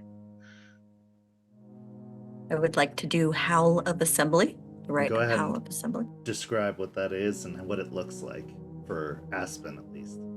Sorry, gift, not right. I don't know why I said that. So I can basically do a charisma and honor against a difficulty 2, and heal a point of willpower for the pact. Okay. So she's going to kind of look at everybody and be like, okay, this is I know it's a little weird. So she'll kind of group everyone together. It just makes it easier if we're closer together. Does everybody want to do a quick howl with me? Just like a... Yeah. Okay. Go ahead and And make she'll a roll. just start howling.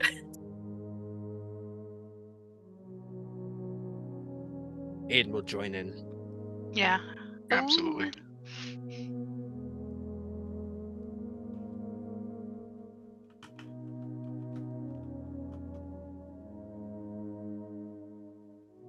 That's 5. Okay. So all of you joining together in the howl, the chorus, all of you will heal a point of willpower.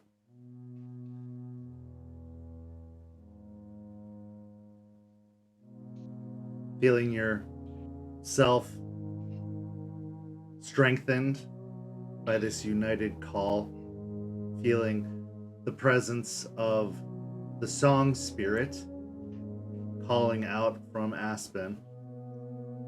You feel yourself bolstered, encouraged to proceed within. Entering into the building, there are the long corridors of the arena that seem to stretch out in either side, and there are the archways that kind of lead to the bleachers that go down to the surface of the ice itself. Inside, there are faint chants to be heard. Some are kind of encouraging and bolstering. Others are dismayed, angered, frustrated. Some are groans of defeat. Like songs of their own, matching your howl, it is a cacophony of emotion. The corridors look empty for the most part, although you do see kind of tiny little gafflings and jagglings, tiny little spirits that kind of are, some of them are a little mal-shaped, kind of running around and like digging at what appears to be a little bit of detritus in the corners. And you can see the spiders kind of moving to repair the damage that's being done. Where would you like to go? There's a corridor to the right that continues around the arena, corridor to the left, and an entryway that goes into the bleachers in front of you. Do we want to just head in? Just go straight to the Battle of the Beast as it is? Yeah, you What? said it came from the despair seemed to come from the core of it, like from down Yeah. below. Yep. I mean, maybe we should go down to the basement. More like the center of the building. Oh, the center. core of the Okay, building. yeah. I guess into the middle. Center ice.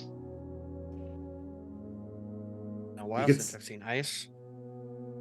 Regina kind of says, this isn't for me to do, but I'm going to keep some of these, and she kind of gestures over to the jagglings and gafflings. I'll keep them from getting in your way, but I'll be here when you get out.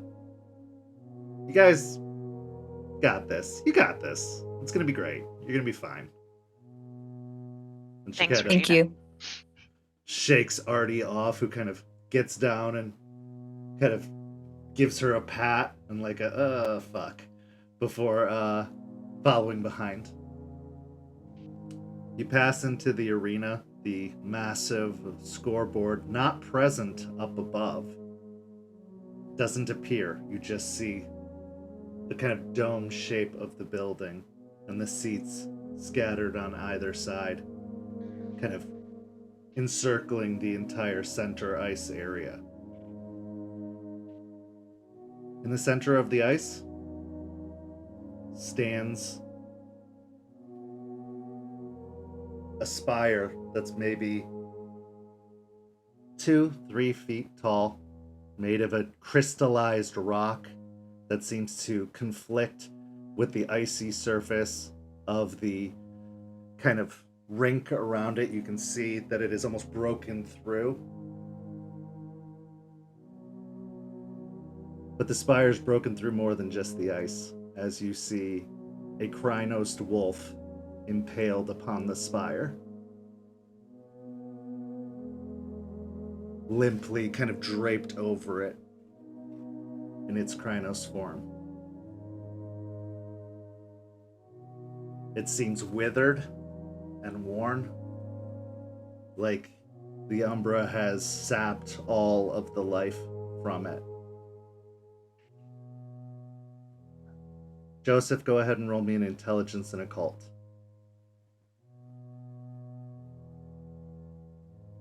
You think that's him? I'm assuming so. Yes. Can we bring him back to her? That's Body, at least. I hope we can. That's the least we can do. I'm spending a willpower. Okay. Oh, wait. I can't. No? No, that's that's 2 on my rage. 2 2s on my rage dice. That's a brutal. Okay. Well, this is an intelligence check. This isn't a physical test. So, drawing upon your deep knowledges forces you to kind of let go of some of your composure. And the Umbra is not a forgiving place. How many successes did you get? Yeah, 0. 0 successes, but a brutal result. Yes. Okay. For that, you are going to take 1 aggravated health damage and 1 aggravated willpower damage.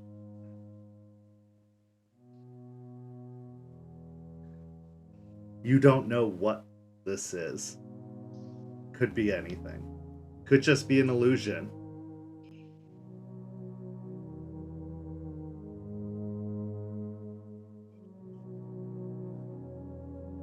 Or just go out there. Sure. Okay. Well, Yeah. okay. Yeah. Maybe be delicate. I'll be behind him. Been on ice before. I meant with the body, so we have something to bring back if we can. Oh. Okay. So as you make your way down, you see that there's no glass, no boards, as those are commonly replaced and redone pretty regularly, torn down, erected with concerts and the changing of the seasons and other events that take place here. They have no place in the Umbra. They're not around long enough to leave that much of an impression. So as you get down to the ground level, you can feel the cold kind of emanating from the ice's surface. And you stride out onto it.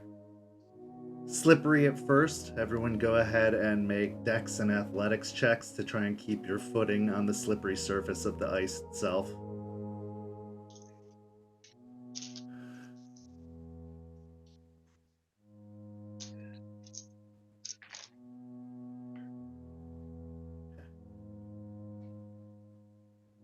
Okay.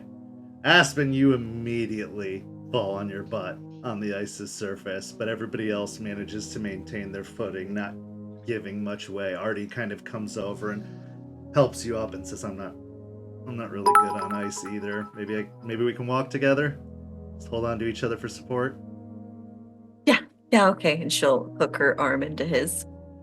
But you guys kind of slide your way out, almost like scooting on the ice rather than picking up your feet and risking balancing on one foot at a given time. Shuffling, more like, as you go across the ice's surface. Getting nearer and nearer to the spire that is Gaia's tier. Broken through the ice. You see the impaled, withered Krynos form kind of lumped over the shard. As you get closer, you feel the ice start to crack. As you get closer and closer to the spire. Eventually the ice cracks and gives way. Everybody roll another dex and athletics to try and keep your feet or to get back to a more steady surface. You can roll an additional die, Aspen, because of Artie's assistance.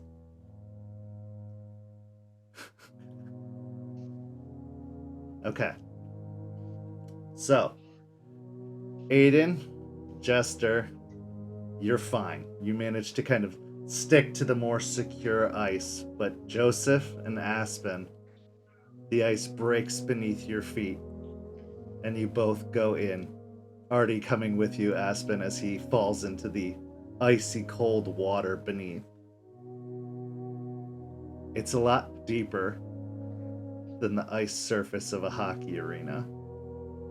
You find yourself go beneath the surface, dropping into the dark, cold waters below. And the ice seals up over you.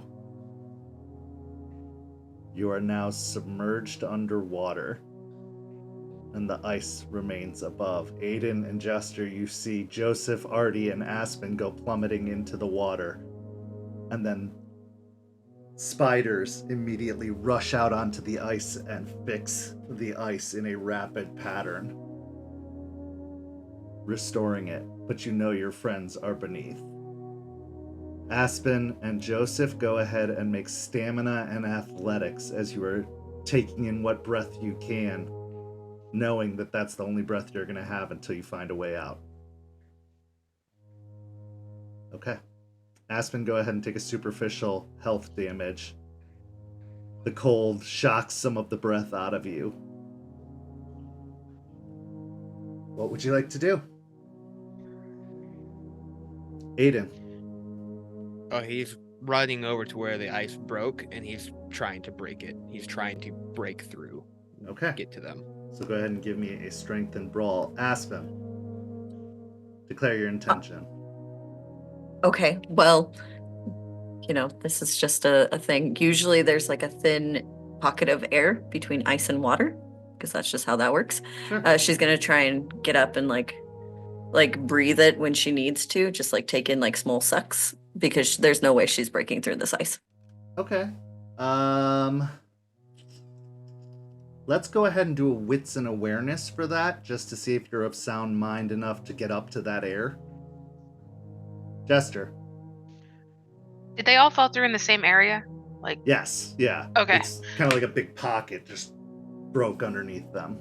I'm going to also run over there and attempt to break the ice. Okay, you can roll a strength and brawl as well, and I will combine yours and Aiden's scores to see if you can smash through the ice. Joseph. Could I maybe do a wits and investigation? Yeah, I'll allow it. Yeah. Okay. Given the brutal result I just had, I'm going Krynos. Okay, so go ahead And I'm going to smash. Go ahead and make your 2 rage checks. Do you have Moonriled? No, I don't have the thingy. Okay, so you would take the -2 penalty to the transformation between the 2 forms to try do your strength and brawl. Okay, so Aiden and Jester, how much did you get? Okay. 7 and 4. Okay. Aspen, you got 3. And Joseph, you got 5. Okay. So,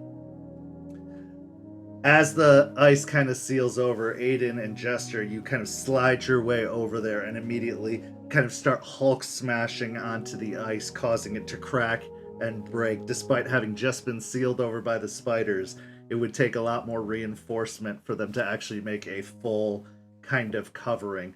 So combined between the 3 of you, Joseph, Jester, and Aiden, you guys are able to break through a hole in the ice. Aspen, you are able to get above water enough to recover your breath.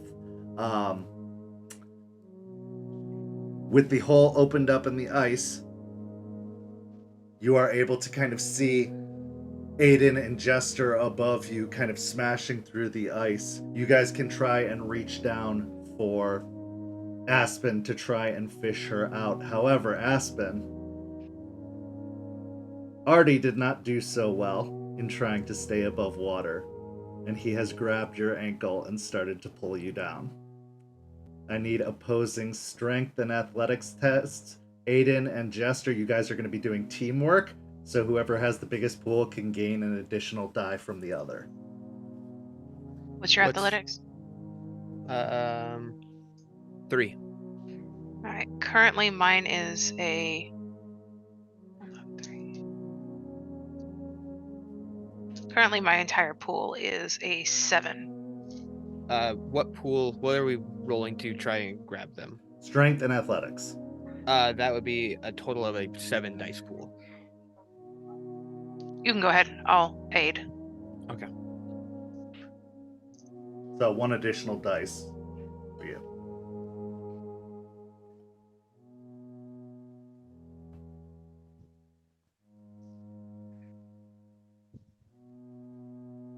One success? Or what'd you get? What are you holding up there, Joseph? Oh, sorry. Okay. 7 or 6. Okay. 6. Yeah, you're able to grab onto Aspen, and you can feel that she's a lot heavier than she should be coming up. But as you pull her, you are also pulling Artie, who is holding on to her leg and kind of fishes out of the water and starts coughing and sputtering as water comes kind of evacuating out of his lungs. Holy shit! Hey, I'm sorry about that. No, it's fine. I'm glad you're out. Oh, I'm not a swimmer. Joseph, do wish to maintain your Krynos form as you emerge from the ice, kind of using your massive hulking claws to pull yourself up onto the ice's surface. Once I'm out, no, I'll drop back down. Okay, so that'll reduce your rage down to 1. And as you climb out of the ice onto the surface, the spiders again emerge out onto the ice's surface, almost swarming over the area and starting to repair the ice and weave it back together. You stand by the spire, which is pierced through the hulking form of this withered, Krynos individual. What would you like to do?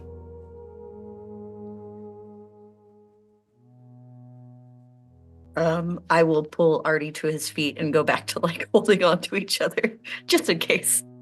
You two You okay? are freezing. You are wet, almost like a soaked dog for better purposes. But yes, you are, for the moment, okay. Artie looks a little worse for wear. It looks like his lips have turned a little bit blue, and his skin is definitely a lot more pale, but he seems to be breathing. I'll do one of those things where you like rub your hands across their shoulders trying to warm them up. Nobody said anything about ice. Nobody really says anything about a lot of things we've been doing lately, so, you know, that's on par. Shit. Joseph, Jester, what are you guys doing? Is the are there spots in the spire to be able to climb it? It's not that tall. It's only like 2 or 3 feet Okay. long. It's more like a shard that's jagging, like jerking out of the edge. Yeah, okay. I want to figure out how to like remove the body without doing much more damage to it. Your best bet is to probably just pull it Pull. off. It's kind of like at a slanted angle out of the ice, and they're impaled upon it. Okay. I'm gonna check behind me first to see how thin that ice is behind me. Okay. Go ahead and give me a wits and investigation.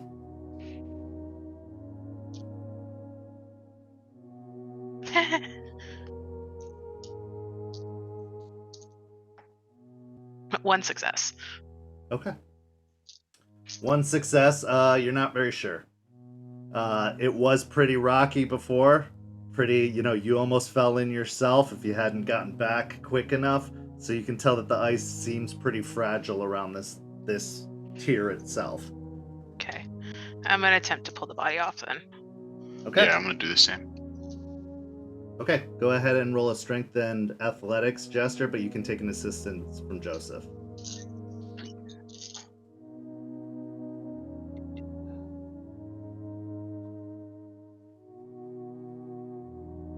Five successes. 5 successes. Okay. So you do manage to kind of slowly lift the form. They're surprisingly light, considering the kind of massive form that they're in. And you pull, kind of yanking them off of the edge of the spire and kind of trying to gently lay them down, this kind of massive gaping hole in their chest, kind of pulling them off and laying them down, and they're very withered to the touch. They feel very dry and very kind of brittle as you pull them off and lay them down. And Joseph, go ahead and roll me a wits and awareness.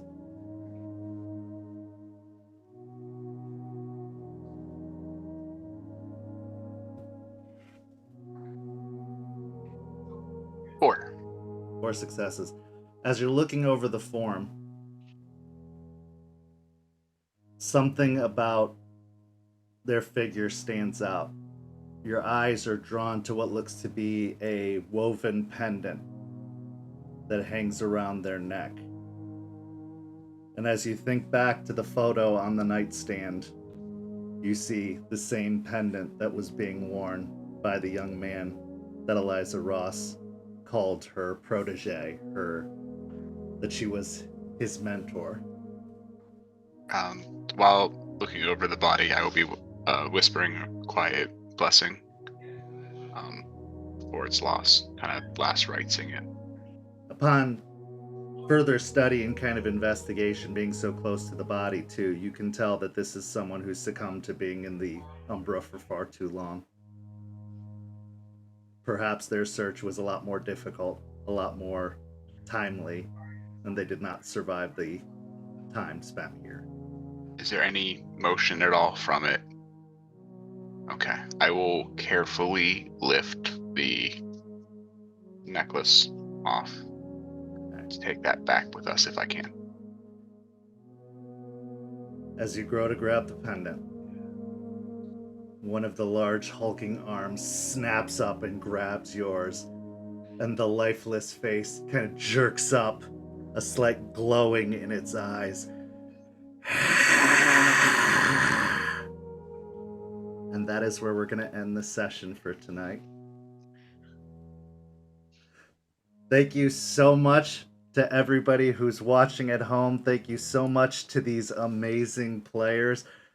Programming note, we are going to be taking the next 2 weeks off for the holiday, so rejoin us back here on Twitch for the conclusion of this venture into the Umbra, where our pack faces off against the starving remnant of the protege of Eliza Ross, and in a hope to gain the tier of Gaia and to perhaps return Eliza back from the brink. Check out our amazing sponsors that you'll see in the credits. Go follow St. Pete by Night on all social media. We have X, we have TikTok, we have Instagram, we have a website, stpetbynight.com, which is the creation of our amazing webmaster Kyrie, who put that together for us. It is absolutely unbelievable. We are very lucky to have it, where you can also see the threat meter, which shows all of the ramifications and consequences of the actions of our various coteries and groups. Stay on Twitch with us. On Thursday night at 11 p.m. you will see the 3rd episode of Don't Get Caught, our Anarch vampire coterie that is trying to investigate some suspicious murders happening around the Anarch territory. So go check that out. We're not going to be gone for long, just 2 weeks. There is no After Dark this week, so take a nice break. Catch up on the episodes if you haven't already. But one way or another, we appreciate you so much for joining us this evening, and we will see you next time. Have a good night, everybody.